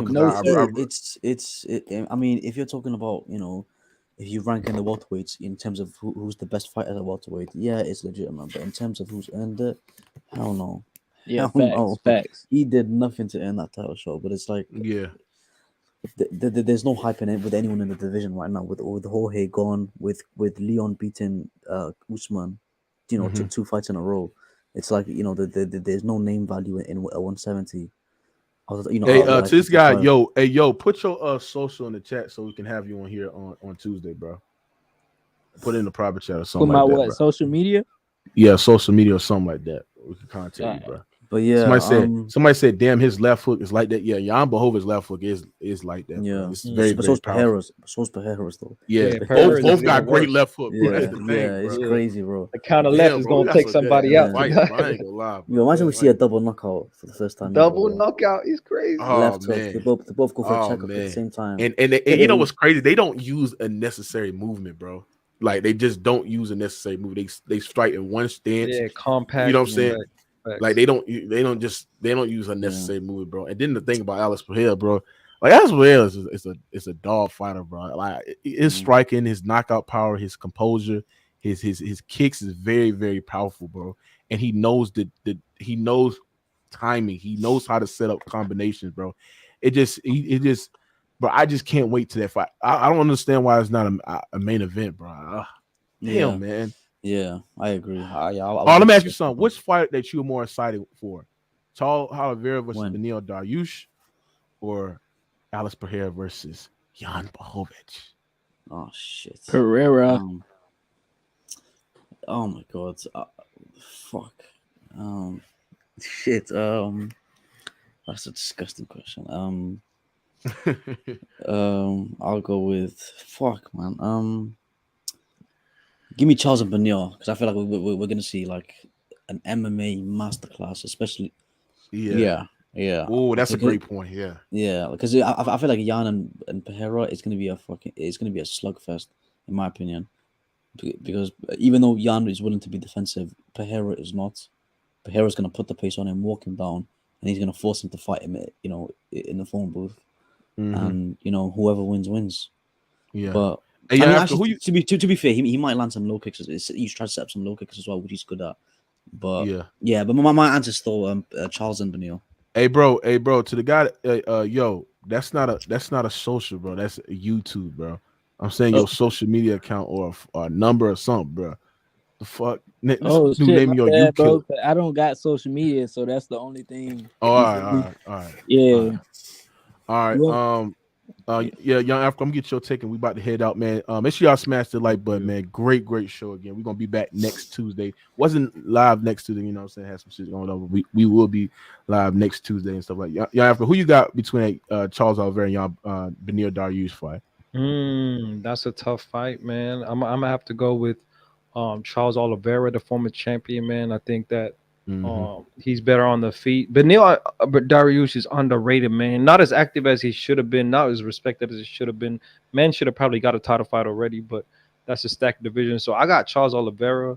And I think that's a more significant fight than the Jan and Pereira fight, when we talk about title race and earning your right to go against Islam. So I got Charles in that fight, and I think it's a toss-up because both guys can match each other in every aspect of the fight, bro. But you don't think Charles is better standing up? I think Charles. I think Charles has. I think Charles. Me and him debated about who's the better striker.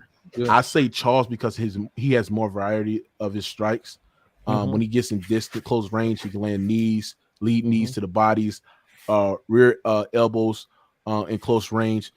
Especially when he acts around clinch, his combinations he lands better combinations than Beneil Dariush. Beneil Dariush he used that jab and he used that lead uppercut. He can land some combinations as well, but it's not to the output of what Charles Oliveira is doing. Creates more angles, and then combined with the fact that he's more quicker, he's a little bit more faster, and I think he's a little bit better of he's a little bit better of a striker pressing forward. I think as a counter striker, as a more of a defensive fighter, Beneil Dariush gets that by a landslide, bro. He's a better counter striker. He's a better, yeah. So, that's why I kind of slightly favor Charles Oliveira. That's amazing. And if that fight goes to the ground, that's going to be amazing, Dariush. Yeah, because both guys are great. Exactly. Both guys are great. It's going to be a tough. That's going to be amazing, man. Charles on his back can still be a threat at any time, so that's going to be an amazing. But that's all I got for y'all today. Make sure y'all smash the like button. Salute y'all for pulling up, man. Salute my guy. Make sure y'all smash the like button, man. I'll holler at y'all in the next episode of UFC Podcast, man. Salute.